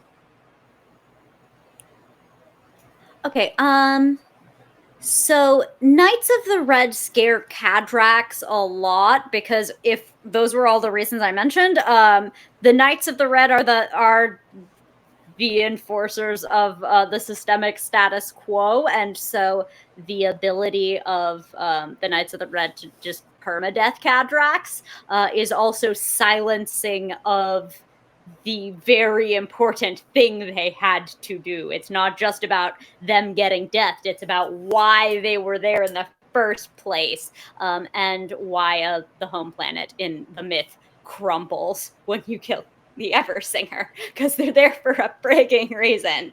But also, I'm trying to go through my notes for the lore drop. He was played by Michael Emerson. Mind control boys will always scare the heckity out of me. The management. Thank you. Management is scary. Just like I sit here trying to tactics, and it's hard to tactics. Especially when you don't know exactly how they're doing it. Are they doing it through eyes? Are they doing it through pheromone? You don't know. They're just controlling minds. God, I forgot about him. That he got for Benny. That's I think that would have to be up there too with her for the beefies. Yeah, that's scary as hell. That's good. And nobody does scary like Michael Emerson. Seriously. B. So I think, I might be echoing a lot of the answers simply because, Sonnevel and the Knights of the Red, especially for Ulez, represent the downfall of their whole heckin' planet. So, it's just not a fan favorite. Yeah. And I'm really Okay, I have a very real question to ask, and I've been mulling over this and trying to figure out how to phrase it. Declan Eklund was like 100% villain, right? Like just 100. Like he was doing experiments on people. Yeah, he was a smart, insightful guy, but he was pretty damn evil. Yeah. Okay. Yeah. Still one of Ulysses' friends. He was obviously Tentative shit, allyship but, with questionable morals. It's yeah. I mean, I think he captured. In a different world, under different circumstances, he probably still would be evil, but you never know. That's great. But yeah, no, that's. He was another one of those characters that I really grew to love, like in an unlikely way. Same. Like I knew he sucked, but like I and or Ulez wanted him the opportunity to be better, and then he died. You always find one you want to adopt, and like everyone's around you. It's like, no, it's got rabies. Don't bring it in here. And worms. but I want to keep this one. Like for me, it's like, I don't know if I have a favorite villain. It might be Donnell Tyrannon just because of how long I was with him. But like, yes. I never found a place to put it in the game because it didn't really make sense from an in-universe perspective. But like all of the villains of our series kind of like add up. Like that's kind of like big bad addition. So it's like Curtis Haber was like a villain who tries to pit his enemies against each other. And End was somebody who believes that power belongs to the powerful. And Perfecto was a villain that was almost impossible to kill. And the Knights of the Red were fueled by hate and vengeance. And the Alpha Combine only wants to destroy things. And the Red Mist tries to pit his enemies against each other, believes power belongs to the powerful, is impossible to kill, is fueled by hate and vengeance, and really only wants to destroy things. And it was like, bit by bit, we were kind of like adding our way up to the whole picture, getting to explore inch by inch, like each different kind of face of the ultimate evil.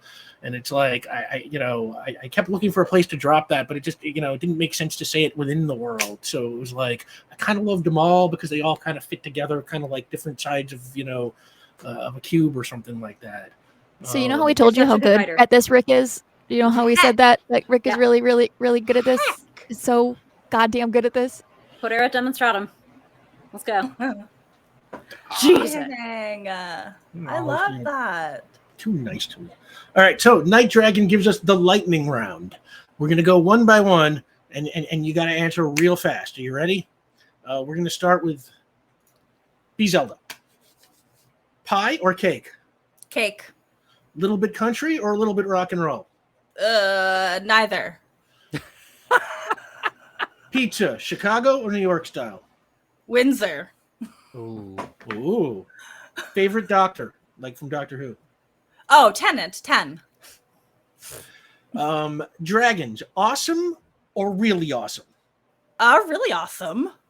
Okay. Sam, pie or cake? I win. Cake. Little bit country or a little bit rock and roll? I just described how I am country. Chicago or New York style? I am in a coded New York, therefore Port Ruby style, aka New York style. Thank you. Favorite doctor?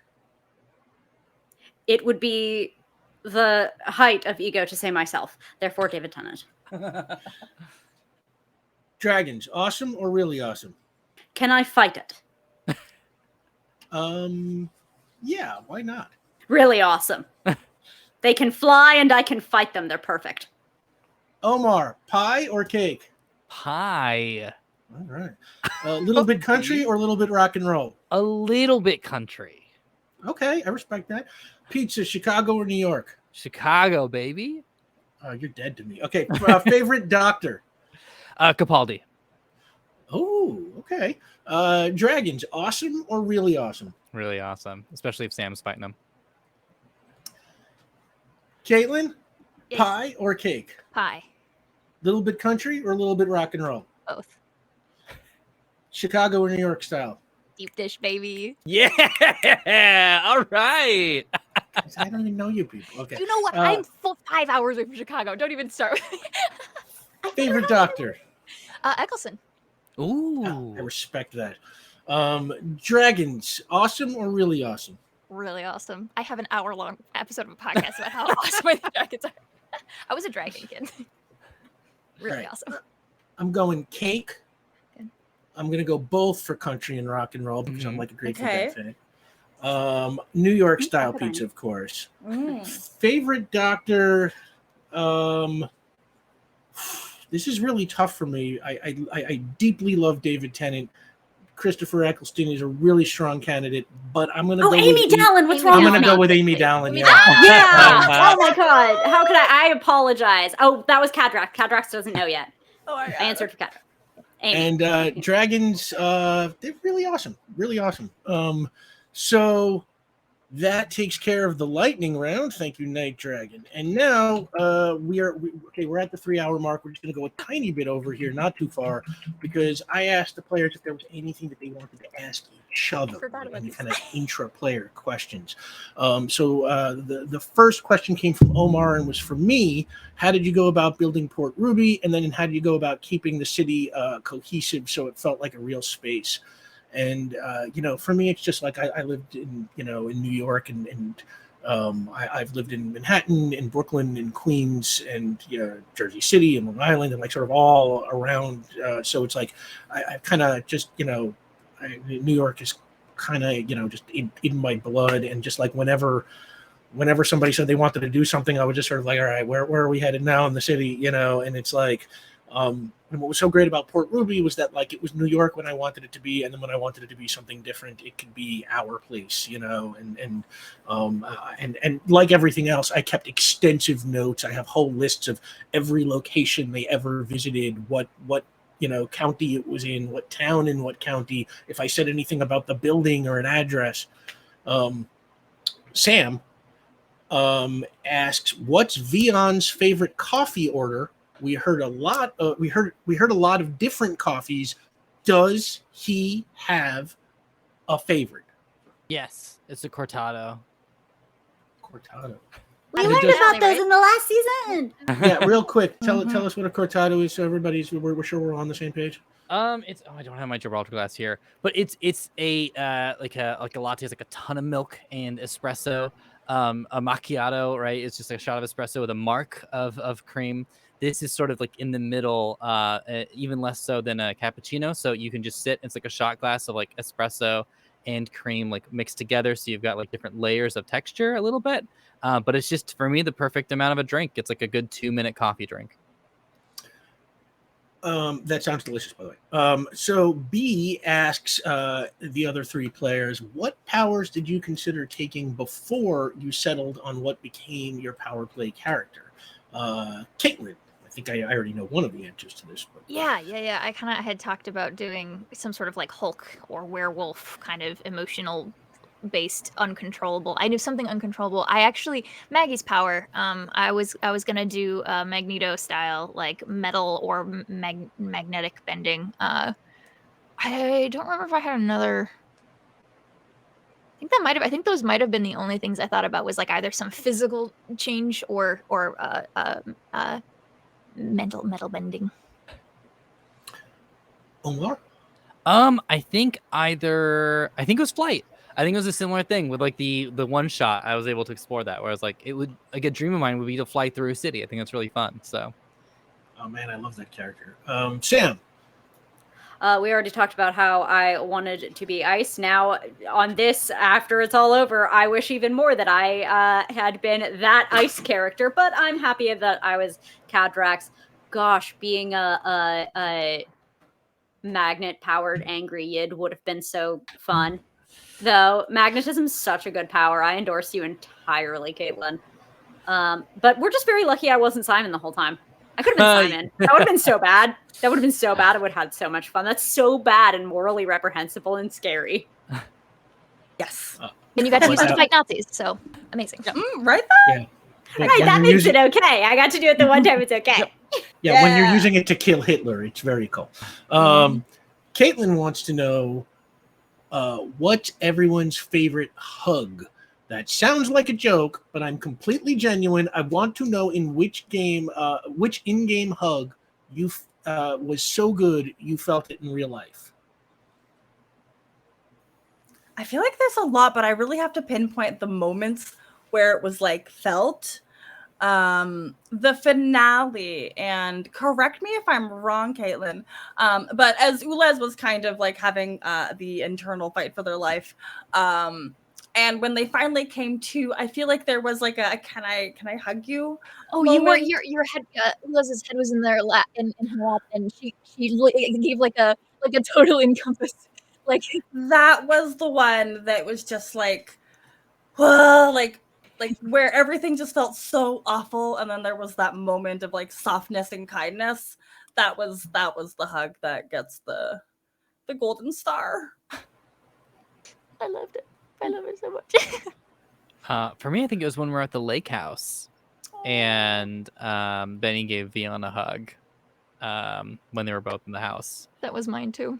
Yeah. Cadrax is just a character who's built to hug. You only build someone that's stoic and standoffish and uncomfortable so that you can spend the rest of your time warming them up. So I got to go from like, oh, this is happening. And like also, y'all, chat, peep how beautifully the players, when they see Cadrax stiffen up, like it's an I don't know what to do with my arms kind of thing. Because if any of these thought that like Cadrax was uncomfortable, that wouldn't happen because they care about their characters, like body language expressed consent. It's just such a good thing and just such a small detail of why these guys are great. But like they get to slowly warm up at giving hugs over time. So that journey, because I can't remember specific moments of anything to save my life. I have to say the lake house hug when Vion gave Benny the camera, that I think was one of the first ones where I was like, oh, I felt that in my body. Honestly, same one with Ulez. The whole I felt that one too. And then with Cadrax, it was like the like lean, the like lift and lean, the very like it wasn't even a full hug, but I was like, oh, I feel the warmth from that one, like that. It was, I think, that was after Dino, wasn't it? Yeah, because they didn't full on hug, but they would like lean. It was a lean, yeah. And I was like, because it's free, you're free to move away. Yeah. So it's a good, like, if you aren't totally good at reading humans, it's a way that you can not like keep things within their boundaries of physical consent. Yeah. It was that was as big as a hug in my mind. Yeah, I love a good lean. Such a hard question because so many of the great emotional moments of the game are topped by hugs, you know. Cadrax's final hug with Abigail, maybe. Sorry, you know, I mean, that yes, felt like yes, it had so much behind it, you know.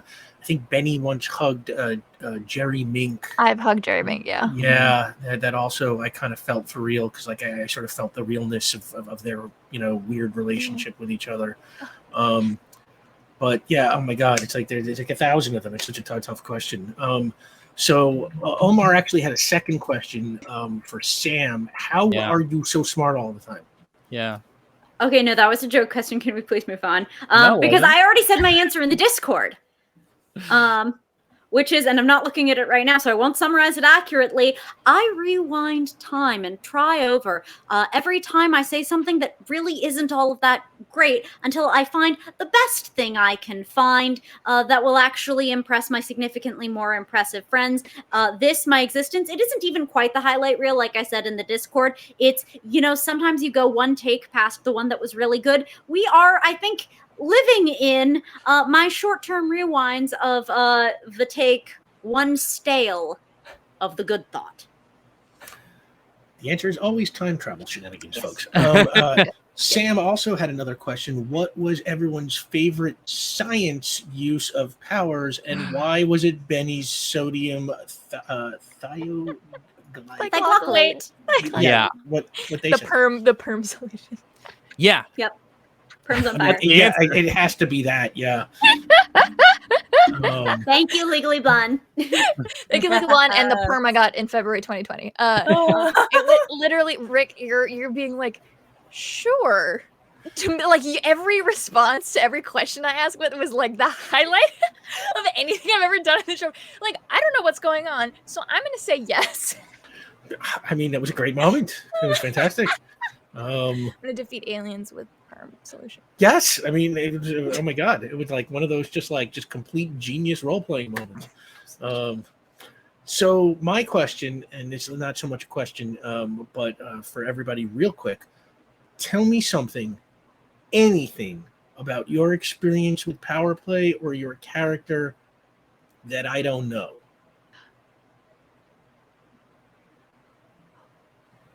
I'm sorry, was there some corner of power play that you allowed us to maintain unplumbed? And if there's not, there's not. Is this just an indirect way for you to say you want to see our live tweets in the Defenders group chat? Is that is this a ploy? Is this a ploy? Because you. No, I'll say that directly over and over. Wasn't there something that I was keeping from you, and it just like we'll just see if it pays off, and I was right, and it just absolutely drove you up the wall? What was That's that? right. Yeah, we had a couple theories. You we had were like, theorized, a couple of our theories that were incorrect, but like are really close. Or heck, you were correct. There were a couple times where it was like we got it, like we nailed it in one. And that I think that's really fun. I don't even know if we had gone through all of those. I mean, the music, doing the music, you didn't know about that until the very end. You didn't know we did that. Yeah, that was great. Like for me, I throw out here. I pirated the name Ostrovia from a Charlie Chaplin movie called A King in New York, which is about a dethroned prince who winds up in New York City. Now he's actually the hero of the movie. But like, it was sort of a very, very subtle, like kind of clue as what was going on there as we had our own king in our own New York. But yeah. I really don't know. I feel like so much of it, we all talk so much. We all just like, and Rick was so good about checking in all the time. Like there was so much communication, like all the time, and not like that, not in like there was so much, like it was all the time. Like it was just like there was always connection in like a way that like, and we talk about it from like the first episode that we just immediately, like the way everybody clicked and was on the same wavelength. I feel like for me at least there was a lot of that throughout the whole thing. We were just always in the same wavelength, and everything that like I had an idea for, I could go to Rick with it and he'd be like, yeah, cool, or like, oh, that's cool, but here's like another thing that'll blow your mind. And I was like, oh my god, you're so like I feel like there was just, he made it so easy for us to be like, hey, I have some stuff. Here's a bunch of things. Here's all of them. And okay, well, let's sift through them and pick the one. Like, I don't even know if there's anything that I could. If everybody is stumped, that's probably a really good place to end the Q&A. Because Sam? I have one. I scrolled up through Defenders chat to find one. So funny. There, our secret Defenders chat. Yes. So I'm just going to read directly from it, if that's cool with my power players. Yes. Yeah. Y'all, I really don't think Rick understands how much we like him and like doing stuff with him. What the heck? Yeah. We've showered him in praise and love for nearly 2 years. He's silly, lol. I'm going to get him with love. There, now you can end. There you go. Now we've got. Well, it had to get one last shot in, didn't you, Delev? Okay.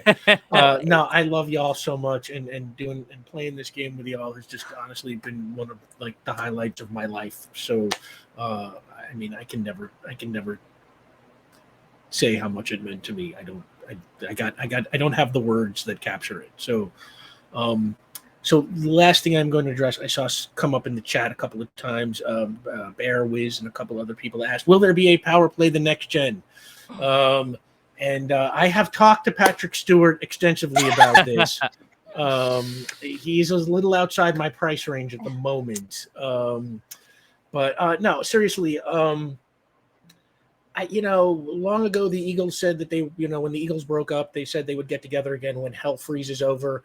And then a couple of decades later, they got together again and made an album called When Hell Freezes Over. Mm-hmm. So I don't want to be, one of those people who's like, never, blah, blah, blah. I'd say, like, right now I am so happy with what we did and how it ended and the completeness of what we told. I do not see, a reason to go back necessarily to Port Ruby or that universe. All that could change someday. Maybe we'll all be struck by, the thunderbolt of inspiration or, I would love, nothing in the universe would make me happier than to find some other game to play with these 4 incredible people, in some other universe and just kind of start from scratch. I can't swear that will, ever happen either, but, I hope it does. And, I hope, I don't know. And I hope everybody just keeps going out and making stuff and doing stuff and just, may the 4 of you just keep pouring your wonderfulness into the world at in anywhere you can. And that's probably all I could say about that. And I don't know, any last Q&A thoughts from the cast? I just love you guys. Yeah. Love you all. Love you too.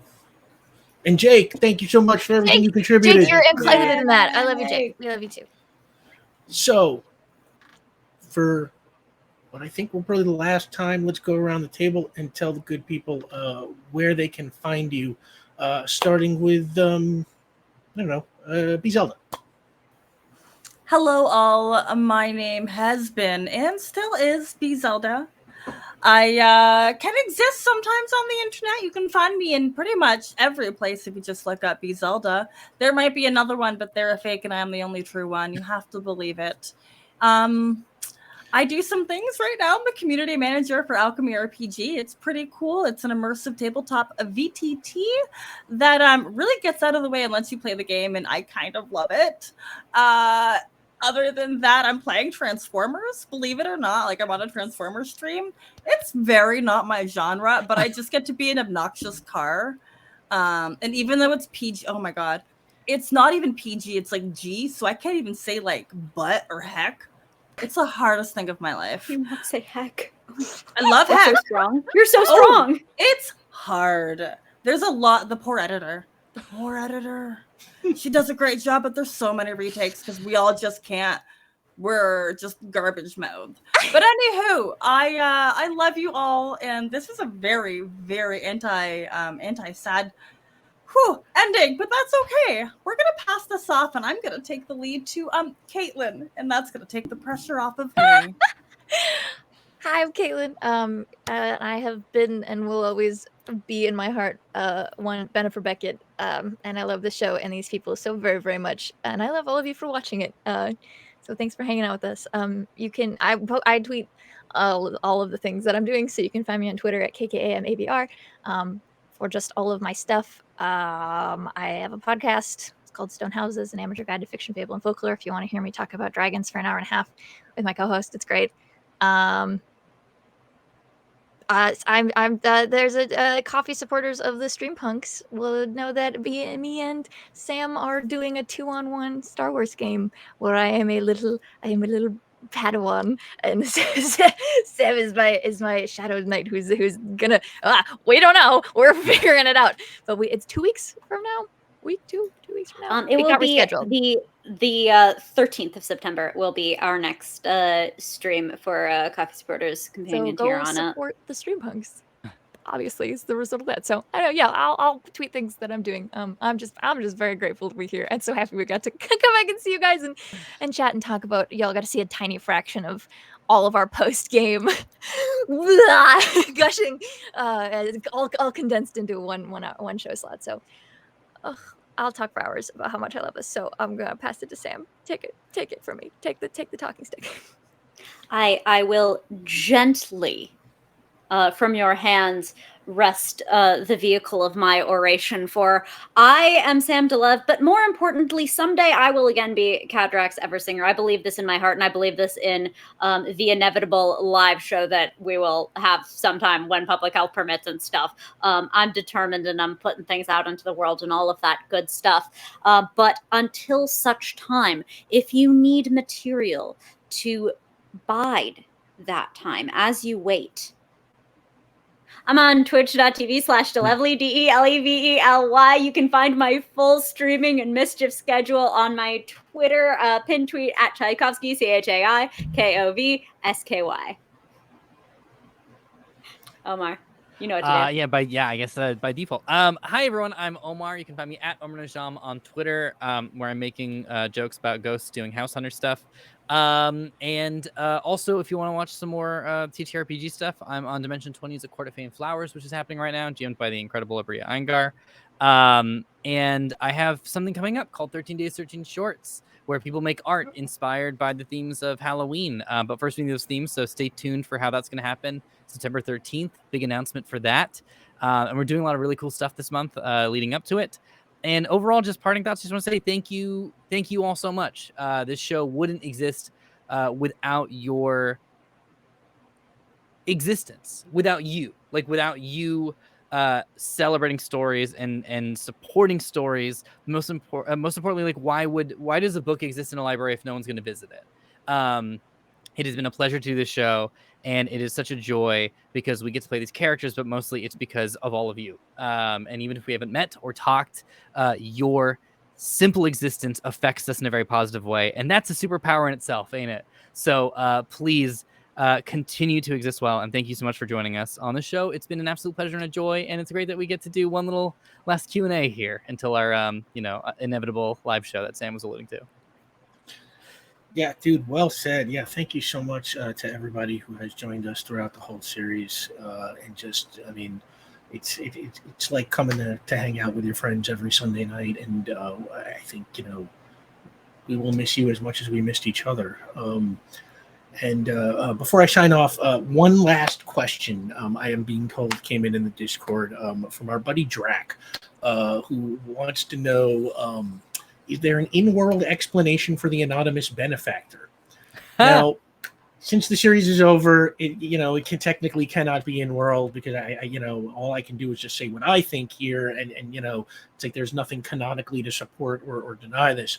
But I think the god of the way has a cousin, the demigod of material baubles, who just his job is just to supply people with stuff that is occasionally useful and occasionally just sits in the bottom of a bag for yeah. They're delivered by carrier penguins. You cannot change my view. Time, space, narrative kadabada. Yep. I mean, that is Confirmed. honestly, I can't prove that is not true. So that is it. That is the end of the Q&A. I'm Rick Budd. You can find me on Twitter and Instagram at rbud913. You can follow the show at Powerplay RPG. And yeah, I'll just be hanging out on Twitter. And say hi to me sometime. I the show's over. I have nothing. Yeah, this has been absolutely incredible. We love y'all. Thanks for bearing with us, and exist well. And thanks for playing with us.